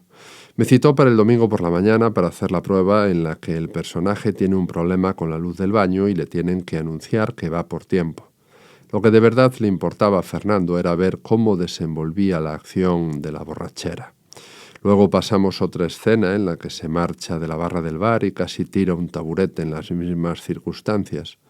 Cada vez se le veía más contento conmigo y aquello me hacía pensar que le estaba gustando mi actitud artística para sus planes. Al acabar me dijo claramente que estaba muy satisfecho con lo que había visto y que ya tendría noticias suyas. Nos despedimos muy contentos los dos. Llegué a Pontevedra feliz y me regalé una jugosa comida yo solito. Continué con el trabajo de la serie Terra de Miranda sin quitarme de la mente si Fernando León me llamaría o no para la película. Pasaron unos 20 días y ya empezaba a pensar que algo no había ido bien. Pero he ahí que una mañana uno estaba despierto, sobre las 9:30 o 10, suena el teléfono. Diga, Celso Bugallo. Sí, dígame. Bienvenido a los lunes al sol. ¿Qué? Celso, soy... Me pondré en contacto con usted sobre el mediodía. Hasta luego. Me levanté y me fui al espejo del baño a mirarme y a cerciorarme que estaba despierto. No me lo podía creer. Estoy dentro de la película. Cogí un rotulador en mi escritorio y escribí en la pared que hay enfrente de la cama en letras grandes: por fin, oh fortuna, está llegando, Júpiter tonante, qué sendero se abre ante mí. Efectivamente, sobre el mediodía volví a llamarme a la misma persona para decirme que me enviaría un ticket de avión para ir a Madrid y formalizar todo lo relativo al rodaje. Así fue. Al llegar al aeropuerto, que ya me estaban esperando, me sentí tratado como una estrella. Me condujo hasta las oficinas y me recibió la persona que se puso en contacto conmigo muy amablemente. Llegamos a un acuerdo sin mediar palabra y firmé todo lo que me puso delante que había que firmar, y sin más dilación nos despedimos muy amablemente y me llevaron de nuevo al aeropuerto esa misma mañana. Para entonces ya sabía quién era Fernando León de Aranoa, que la película estaba producida por Elías Jerejeta y protagonizada por Javier Bardem. Unos días más tarde me llamó Fernando para citarme en Vigo, en el bar donde se iban a rodar las secuencias para un ensayo con Javier. Estaba también Luis Tosar. Me cachis en la mar. Todos se quedaron asombrados con la borrachera que presenté en el ensayo con Javier. Bien, más tarde, cuando la película llevaba en los cines unos meses, un actor norteamericano muy conocido le preguntó a Fernando si yo había tomado algo para estar así tan colocado. Y Fernando le dejó muy claro que en España está prohibido tomar alcohol en los rodajes. Fue un rodaje maravilloso, no solo por el rodaje mismo, sino también por la alegría de verme envuelto en un proyecto tan importante con profesionales del mejor nivel nacional. Estuve muy atento a todo cuanto ocurría en el rodaje. En una ocasión fui testigo de un episodio especial entre Fernando y Javier en pleno rodaje. Me encontraba en la barra con una consumición. Santa, el personaje de Javier, roba una moneda sin mediar una palabra y seguidamente la usa en la máquina tragaperras. Joaquín, el dueño del bar, le tiene que llamar la atención, pero Fernando desde el monitor dice «¡Corten!». Se acerca a Javier, literalmente a mi lado, y le dice algo muy bajito que yo no llego a oír, pero sí oigo que Javier contesta «Joder, si lo digo así me sacas del personaje». Entonces Fernando se separa un poco mirando al suelo, la mano friccionando la barbilla, y al cabo de unos segundos dice, ya en voz audible para todos, «Vale, vamos a rodarlo. He aquí a dos jóvenes preocupados por la marcha de una obra de arte, dando lo mejor de cada uno sin tapujos. Me hicieron sentir muy feliz porque por primera vez pude apreciar un interés fuera de lo común por las cosas bien hechas, y me vi mezclado con verdaderos artistas. Así, entre todos los que participamos en aquel proyecto, elaboramos un clásico para siempre». Un día en el rodaje vi una persona muy delgada y de baja estatura que en un descanso atravesó el set mirando al suelo con las manos en los bolsillos. Me dio la impresión de alguien, un mendigo o algo así, que se había equivocado de sitio por el deambular sin sentido que tienen este tipo de individuos. Era Elías Querejeta. Luego, esa misma tarde, cuando me lo presentó Fernando, me quedé seguramente con cara de bobo. Me extendió la mano sin dejar de mirarme a los ojos y me dijo que estaba contento de tenerme en su producción. Sentí que era un tipo estupendo, que no se anda con tonterías y que sabe muy bien lo que se tiene entre manos. Aquel encuentro hizo que me sintiera encajado con todo lo que me estaba ocurriendo. Había logrado ser seleccionado para un proyecto de alto nivel y había logrado lo que siempre había deseado, ser reconocido por los mejores. A partir de entonces intuía que alguien o algo me quería separar del montón. Durante el rodaje, en el descanso para el almuerzo, Fernando siempre me pedía que me sentara a su lado, con Javier al otro. Era un auténtico honor que tuviera esa deferencia conmigo. Cuánto le tengo que agradecer. Luis Tosar siempre cerca de nosotros y José Ángel Ejido también. A Luis no lo conocía, ni siquiera lo había visto en una serie muy conocida de la TVG. En el rodaje no tuve la ocasión de verle actuar, pero más tarde, cuando vi la película y luego en otras, pude comprobar para mi satisfacción que es un magnífico intérprete. A Ejido, otro tanto de lo mismo. Enrique Villén me sorprendió. Ahora recuerdo que Fernando también me pidió actuar una escena del personaje que luego recayó en él. Ese era su personaje, que Villén calcó como si lo copiara de la realidad. Así son este tipo de individuos. En el rodaje de Los lunes al sol pude comprobar que me hallaba en una producción con buenos actores y tuve que reconocer íntimamente que estaba relativamente equivocado con la opinión que tenía de la calidad de los actores españoles de la década de los 70, los 80 y los 90. Aún la sigo teniendo, como ya expuse en otra parte de estas memorias, pero ahora mucho más selectiva y prudente. Igual que cuando vi a James Dean por primera vez en la película Rebelde sin causa, Los lunes al sol cambió mi vida casi por completo. Sentía que había entrado en una senda que siempre había estado paralela al curso de mi vida. Lo sabía. Pero hube de esperar a que la divinidad lo decidiera. A veces, en la más estricta soledad, cuando en los últimos años en que trabajaba en la calle me sentaba en algún sitio solitario, pensaba en lo que era entonces mi vida y lloraba. No quería ser un mendigo. Llamaba a mi madre casi todos los días, sobre todo desde el extranjero, con el fin de experimentar el sentimiento de pertenencia y de aliviar el pesar de mi humanidad. Fue realmente milagroso como sucedió. El modo en que se movió aquella transición. Tenía cumplidos 55 años. Me parecía increíble. Recuerdo que la película estuvo en el Festival de San Sebastián y ver a casi todo el equipo sonriente en la foto me hacía sentir orgulloso y contento. No me invitaron, pero me sentía suficientemente premiado con haber formado parte de una película que más tarde se convertiría en un clásico y haberme ganado el reconocimiento de todo el gremio al completo. Gracias, Fernando León de Aranoa, por la confianza que me has prestado y gracias a todos los actores y al equipo de Los lunes al sol por vuestra estupenda amistad. Mar adentro, 2003. Dirección Alejandro Amenábar. Cuando se produjo la multitudinaria marcha del Nunca Máis en Madrid, encabezaban la manifestación muchos actores y actrices.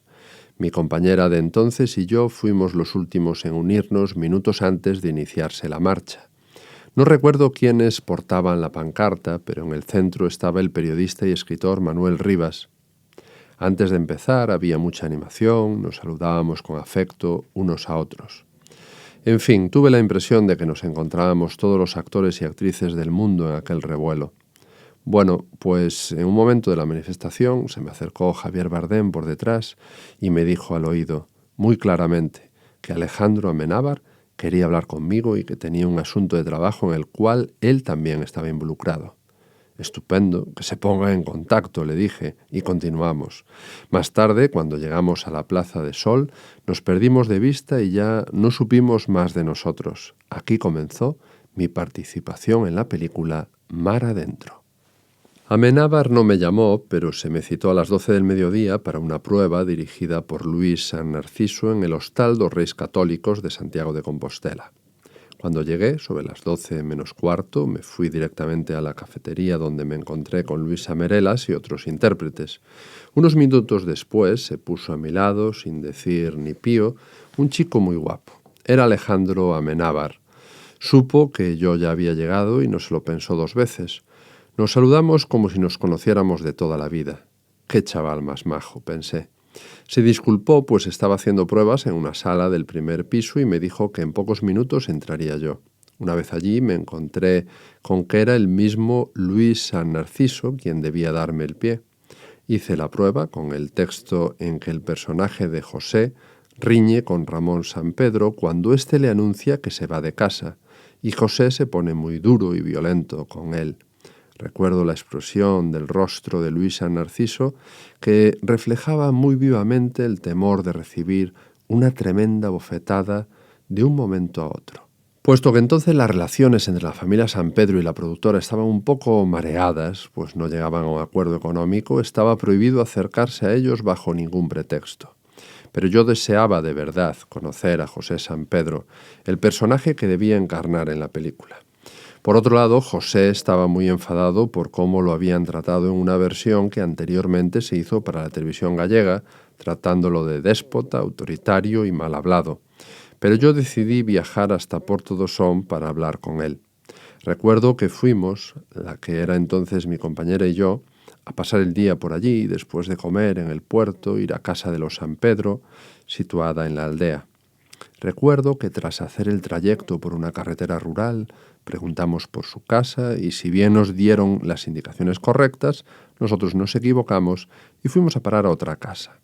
Salimos del coche, nos acercamos y al preguntar si podíamos hablar con José San Pedro, nos salió una señora con un cuchillo de cocina bien visible en la mano derecha. Mi compañera reculó un poco y le dije que fuera hacia el coche. Pero la paisana cambió el cuchillo de mano y con la que antes tenía la fatídica herramienta aludida nos indicó la casa por quien preguntábamos, que desde allí podíamos ver perfectamente. Le di las gracias y nos fuimos soltando el aire tóxico que el susto nos había acumulado en el pecho. Al llegar, antes de alcanzar la puerta de la casa, hay que pasar por un portalón abierto y andar un poco bajo una alta parra. Mi compañera se quedó bajo el dintel del portalón. Estábamos realmente algo amedrentados. Llamé y al cabo de unos segundos salió la cuñada de Ramón San Pedro, la persona que lo cuidó siempre, y tras saludarla muy amablemente pregunté si podía hablar un momento con el señor José. Ella me miró de una manera muy significativa, no me esperaba lo que pasó entonces, y me dijo, con un acento muy de allí, haciendo a la vez un mohín de extrañeza con las cejas, que yo le parecía una cara muy conocida. Entonces sentí que se abría el cielo sobre mi cabeza. Sin buscarlo, había encontrado algo así como un salvoconducto para hablar con José San Pedro. Le dije que yo era el actor que hacía de Servando en la serie gallega Terra de Miranda, ese que tiene un amigo invisible que se llama Roque, expliqué. Ella cambió completamente la expresión y dijo, mirando al interior de la casa, «José, ven ver quen está aquí». «É o que fai de Servando na serie Terra de Miranda». «Arre, carallo, é verdade», dijo él al mirarme, y comenzamos a hablar tan amigablemente. Mi compañera se acercó más confiada, la presenté y allá se fueron ella y la esposa de José a charlar debajo de una de las viñas, como si se conocieran de toda la vida. José me invitó a entrar y me ofreció un vaso de vino. Le comenté sinceramente cuál era la razón de nuestra visita. Se puso muy serio y habló sobre la TV Movie gallega, no sin indignación. Le dije que lo de mar adentro era completamente distinto y que era yo quien iba a hacer el personaje de él. Bueno, dejamos el asunto y nos pusimos a hablar de otras cosas. Me enseñó la habitación que ocupó Ramón durante su enfermedad, que estaba tal cual la dejó. Fue muy amable conmigo. Luego salimos de la casa y nos unimos a las mujeres que hablaban, pero que muy animadamente. Al cabo de una hora o algo más nos despedimos como auténticos familiares. Bien, tengo que decir que cuando se hizo el pase de la película en Boiro solo para la familia antes de ser estrenada comercialmente, al final del mismo José se levantó y se vino hacia mí con los brazos abiertos y nos dimos un fuerte y emotivo abrazo. Él estaba emocionado, de verdad. Alejandro Amenábar me sonreía, justo detrás de nosotros. Una buena anécdota. Con el propósito de familiarizarme con el acento del lugar, decidimos mi compañera y yo pasar unos días en Porto do Son y alquilamos una casa de 2 pisos, sola, en medio de un pinar y todavía en trance de construcción. Pero tenía 2 habitaciones perfectamente acabadas en la parte superior. Todo lo demás no tenía ni paredes. Pues bien, después de cenar en el mismo bar donde comimos, donde ya me conocieron por lo de la serie de televisión, nos tomamos algo y allá nos fuimos. No había luz en el exterior, solo en la habitación. Esa noche hacía algo de viento, pero en la construcción pasaba de un lado a otro con un sordo rumor. Una vez ya acostados, empezamos a oír movimiento humano en la casa y pensamos que también había sido alquilada la habitación contigua. Cesaba y a cada rato volvía a oírse que alguien andaba por la casa y por el pasillo que daba a nuestra habitación. Tratamos de analizar con cuidado quién podía andar por allí. Agudizamos el oído y cesaba, pero al rato volvían a repetirse los ruidos. Así que me levanté, puse el oído en la puerta y pregunté si había alguien. Nadie respondió. Volví a preguntar, elevando un poco más la voz, y cesaba el ruido. Esperé con la cara pegada en la puerta. Por la expresión del rostro de mi compañera podía hacerme una idea de la mía. Cesó todo. El silencio era sepulcral. Volví a la cama y tratamos de calmarlos, pero una vez en la cama y apagada la luz se reanudó el ruido de alguien andando por la construcción. Bueno, esto ya era demasiado. Me levanté, saqué el cajón de la mesilla de noche, lo así con fuerza y abrí la puerta de repente con el cajón en ristre preguntando si había alguien. Abrí la puerta de la habitación contigua, encendí la luz y nada, ni un alma. Me recorrí todo el primer piso sin paredes, con el cajón preparado y nada. Nos calmamos y finalmente supimos que se trataba del viento al pasar entre las columnas de sustentación. Volvimos a la cama y dormimos. A la mañana siguiente nos reímos como tontos, describiéndonos las caras de pánico que teníamos. Hacía una mañana hermosa. Estábamos completamente solos en medio de un pinar. Nos arreglamos y fuimos a desayunar al bar de la playa das Furnas, donde Ramón se lesionó. Estuvimos justo en el lugar desde donde se arrojó al mar. Luego nos fuimos a nadar y a pasar el día por la playa. Un mes más tarde fuimos convocados en Madrid para la lectura del guión. Por la tarde, Alejandro nos citó a varios de los miembros del panel de actores a su casa. Hizo alguna prueba y finalmente nos quedamos Javier y yo para pasar una escena. Alejandro me preguntó si tenía un plan para el personaje. Esto no lo hace nadie en España. Le dije que podía mostrarle 2. Adelante, contestó. Javier se acostó en el sofá y yo me giré para concentrarme mínimamente. Al darme la vuelta me encaré con Javier y me quedé anonadado. Allí estaba, acostado, mirándome. Ramón San Pedro, tal cual se le conoce cuando estaba en la cama. Yo presenté el personaje tal y como lo muestro en la película. En otra versión presenté al personaje en una actitud más paternalista y acomodada. No, me dijo Alejandro, quiero la primera versión. Javier estuvo de acuerdo. Yo también. No volvió a darme una sola indicación en todo el rodaje. Es decir, no me dirigió. El rodaje en tierras gallegas fue realmente estupendo. Conocí a una Belén Rueda atormentada por un asunto personal, pero valiente durante la grabación. Estaba empeñada en hacer algo grande y lo logró. En una secuencia complicada, ya en Madrid, ella tenía que actuar una enfermedad que deteriora gradualmente el cuerpo humano en distintas fases y tuvo que ser repetida varias veces. Alguien de producción vino a mi camerino a decirme que Alejandro quería hablar conmigo.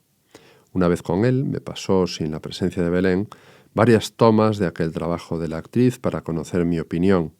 Aquello fue un elogio para mí, y ambos nos decidimos por la misma secuencia. Belén estaba en un buen momento, pese a que tal vez la responsabilidad del papel, que requería un alto nivel de conciencia y de actitud artística, podía rebasar sus condiciones humanas y profesionales.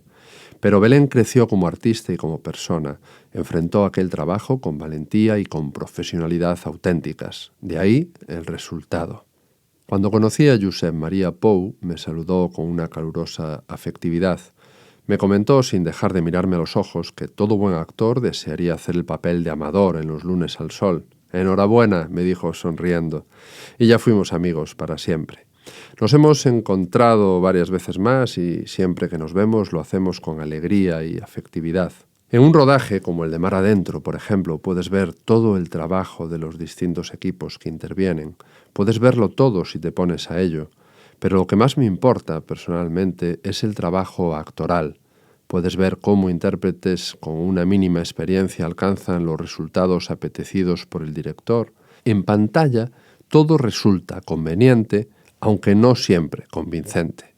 El director de cine es un ser portentoso. No solo tiene toda la película en su mente, tiene la luz, los ambientes, particular y general, la conducta de cada intérprete, la escenografía, el modo de dirigirse a cada intérprete por separado, a cada técnico, a cada administrativo, la forma de decir buenos días, la de visitar la sala de maquillaje todas las mañanas, quedarse un rato hablando, mirando con esa inquietud característica de un niño que espera que llegue la hora de jugar. Alejandro Amenábar es un gran ser humano, pero su alma artística alberga otros animales como la ardilla, la ratita blanca, la cría del zorro, la rapidez heroica de la golondrina, la nobleza del can de las nieves. También es un poco culebra de río, sabe reptar y sabe ver como el águila desde arriba y todo en movimiento. Es adorable como una gatita fea de 2 meses. En fin, yo no he conocido a nadie como este hombre de cine. Recuerdo cuando asistimos a la gala de los Goya, que me llevó aparte y me pidió compartir un cigarrillo. No se puede fumar ahí dentro, en un sitio donde nadie nos veía. Estaba como un flan recién salido del molde. Es realmente un chaval que tiene más de otras cosas que de carne y hueso. Yo me siento un privilegiado por haber colaborado con él y por haber compartido un trabajo tan importante para todos nosotros y para el cine español. La noche de los girasoles, 2006. Jorge Sánchez Cabezudo. Cuando leí el guión de esta película se me puso el alma de punta. Me llamaron de Alta Films y me citaron de inmediato en un hotel de Madrid.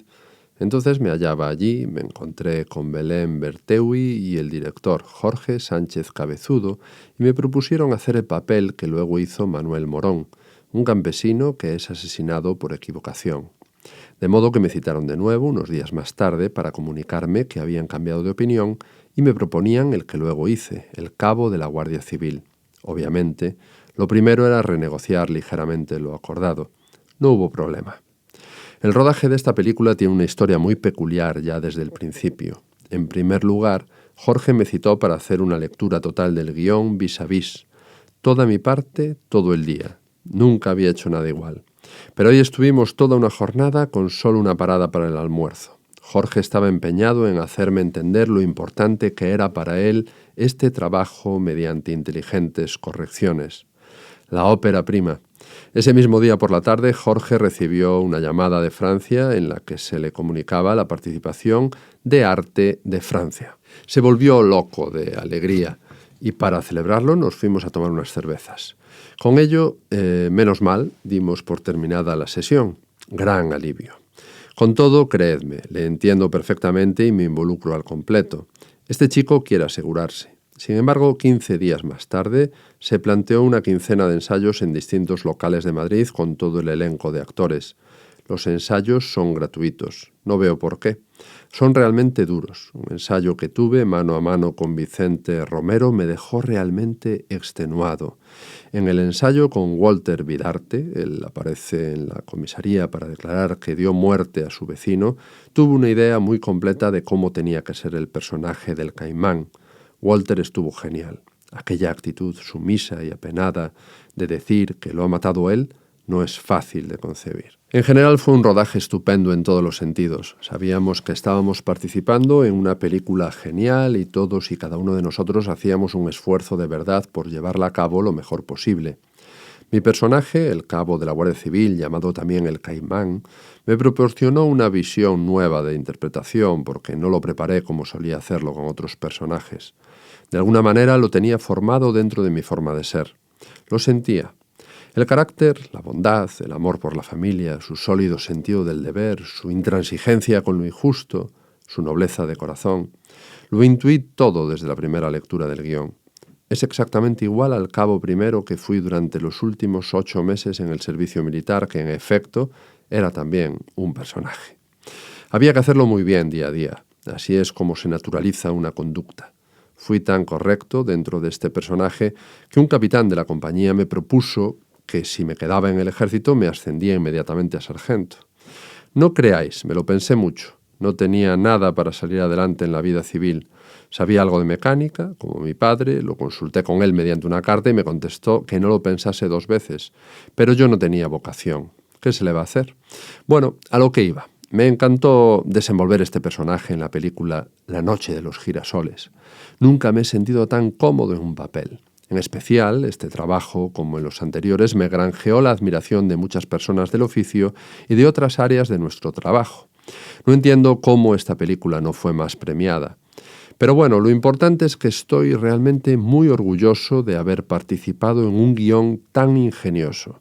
La verdad es que todo el equipo artístico y técnico trabajó con un maravilloso entusiasmo y ahí queda La noche de los girasoles para el orgullo y la historia del cine español. La película pudo durar, sin menoscabo de su calidad, 7 u 8 minutos más si hubieran montado una pequeña parte de la secuencia con la camera car, que fue muy laboriosa por las repeticiones.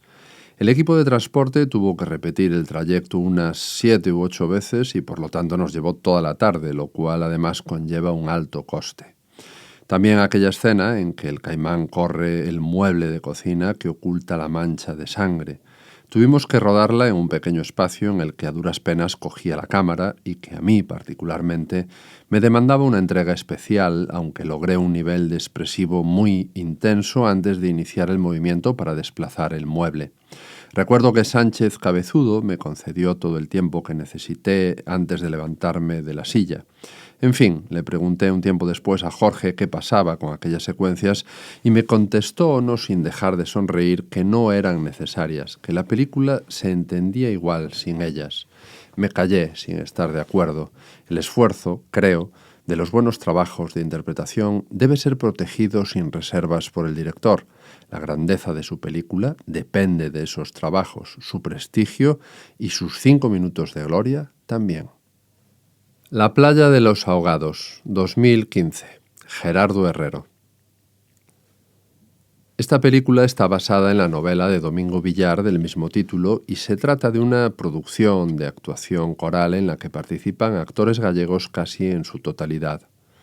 Como en todas las producciones cinematográficas basadas en una novela, los personajes están muy delimitados.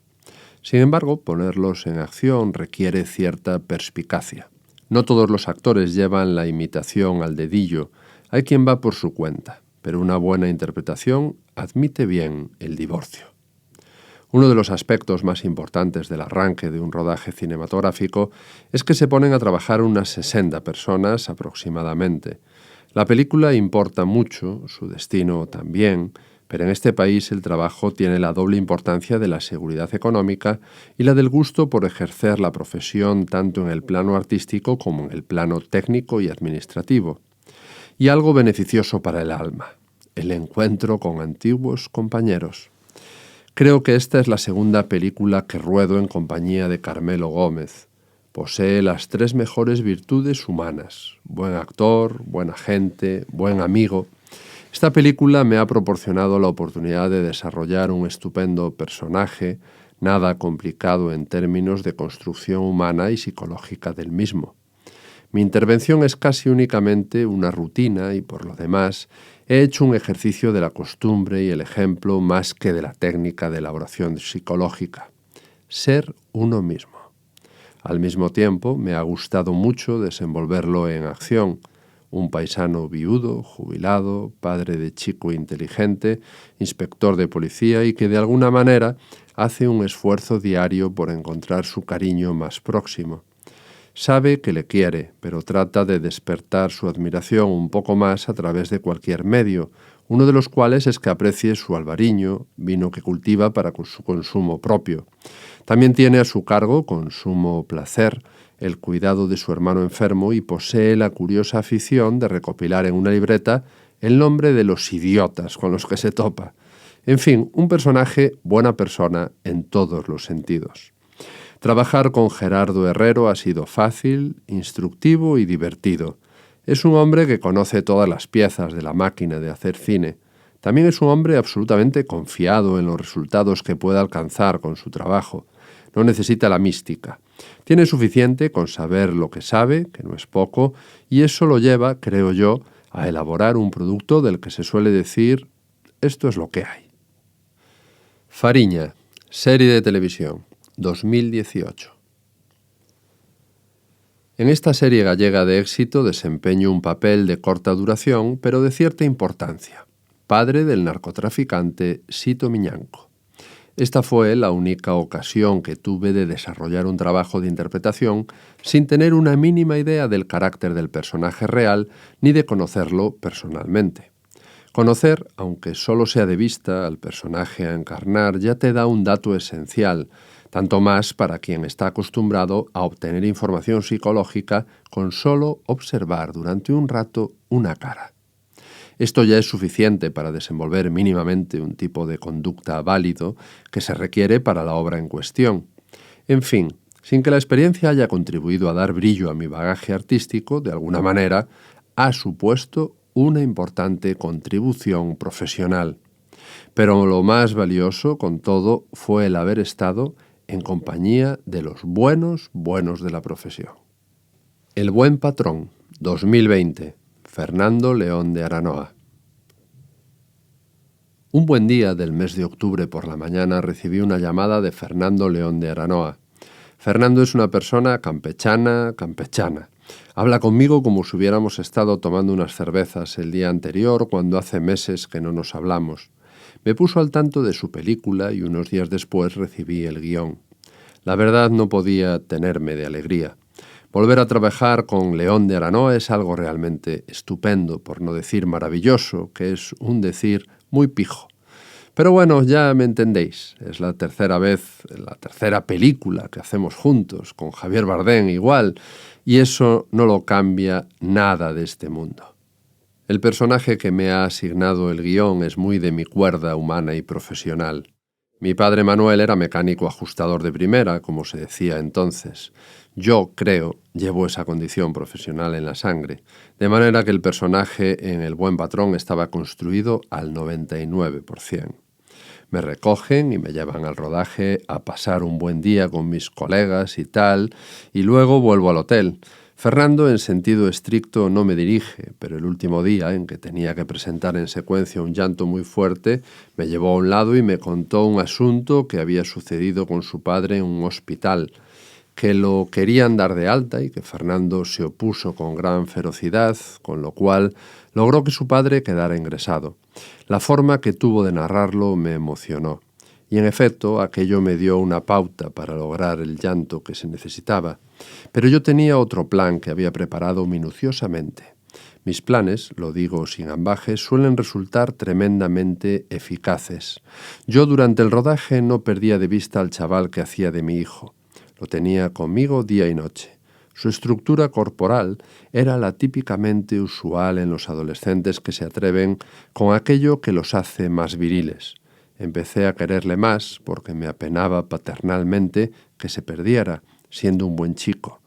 Me conmovía su inconsciencia de saber que es alguien para la vida sin la necesidad de delinquir. Comprendo que delinquir, en un mundo tan estúpido y peligroso como en el que estamos, es conveniente para subsistir, pero tampoco hay que condescender con lo obligado. Mi hijo es un buen chico y lloraré su estúpida muerte con todo el dolor de mi alma. He aquí la base de mi interpretación en esta secuencia dolorosa. Qué afortunados somos al ser emocionables con nuestro mundo humano. No hay otro. Javier Bardem estaba muy satisfecho y a su manera me felicitó. Luego vino hacia mí con los brazos abiertos Fernando León de Aranoa. No hay nada como el trabajo bien hecho. León de Aranoa tiene una capacidad asombrosa para desenvolver su trabajo. No solo desde el punto de vista físico, puede estar 16 horas o más moviéndose de un lado para otro, sino que también posee la vigorosa virtud de tener toda la película en mente. En su almacén memorístico cabe hasta el más peregrino detalle sin que esté perfectamente colocado en las estanterías. Hay un desbarajuste funcional, pero tiene un control seguro de todos sus materiales laborables, prácticos y artísticos. Sin embargo, nada de esto tendría verdadera vida sin el inteligente, vigoroso y diligente trabajo del primer asistente de director, Antonio Ordóñez, sin el cual la máquina global del rodaje de nuestra película no cumpliría al dedillo día a día con el programa asignado a una empresa de este tipo. Ordóñez es el cuidador, profundamente especializado de que la máquina funcione como un equipo de relojería. Nada de lo previsto se puede quedar al margen. Mi sincero respeto y admiración, amigo. Continuaré con esto. Permitidme una anécdota. Una mañana, listo para esperar el coche que ha de llevarme al rodaje, bajé a desayunar desde la 4ª planta. Una vez allí tuve la sorpresa de que el comedor estaba apagado y nadie había. De repente salió la camarera que normalmente me atendía para decirme que podía tomar lo que quisiera, que el hotel estaba vacío. ¿Cómo vacío? Sí, está usted solo, don Celso. ¿Cómo? ¿Qué ha pasado la noche en la 4ª planta de un hotel de 8 plantas? ¿Yo solo? Sí. Se me erizó el pelo de los brazos, o sea, de miedo. Menos mal que me enteré cuando ya estaba en el comedor. Esperé en la calle y cuando llegó el vehículo para el rodaje ya estaban desmontando las puertas automáticas que dan a la calle. El mundo se está desmoronando, pensé. ¿Qué está ocurriendo? Estuve encantado y cuidado por todos, de verdad, y quiero presentar mi sincero afecto y agradecimiento a los equipos artístico, técnico, vestuario, peluquería, maquillaje, administrativo, sanitario, logístico. Gracias a todos y deseo de corazón que el momento inevitable nos coja tan completos como nos haya sido posible. Entre tanto, seamos tan felices cuán largo es el día. Mucha suerte. Fernando León ha tenido la gentileza de aceptar el compromiso de escribir el prólogo de mi autobiografía y, como era de esperar, confeccionó un escrito muy hermoso. 1.000.000 de gracias, amigo. 4ª parte.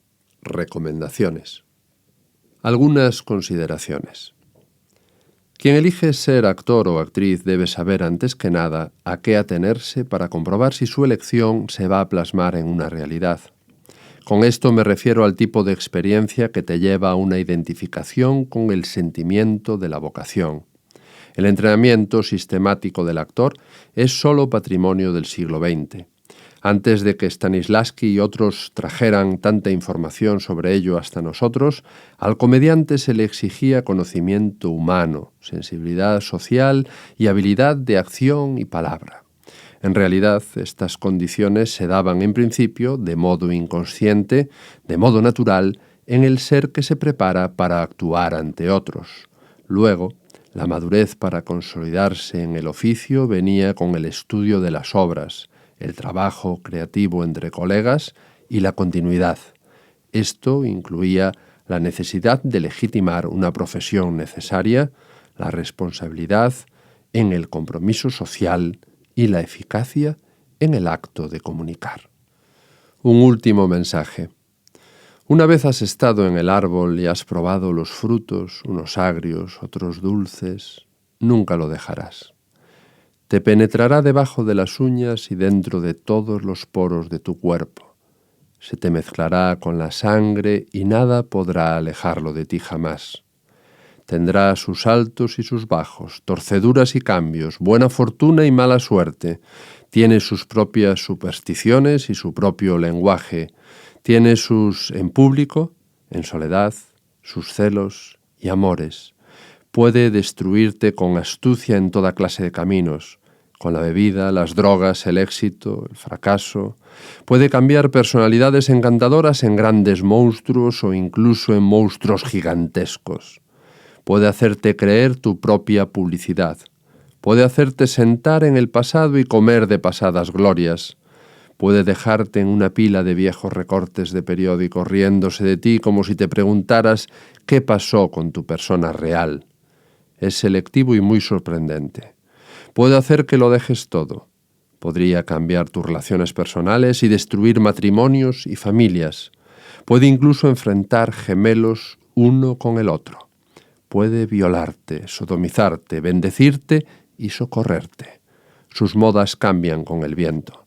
Una vez que has tomado la decisión, si crees lo suficiente, existe la posibilidad de no poder volver atrás. Pero sobre todo, debes mantenerte abierto, fresco y vivo a nuevas ideas. On Acting, de Laurence Olivier. Un obsequio. Las 6 virtudes shakespearianas. Sentir fascinación por la deliciosa insensatez, por las bromas exuberantes, por las tonterías afables, por la indiferencia al decoro, por las chispas de perspicacia, por la supresión, por arte de magia de las preocupaciones del mundo.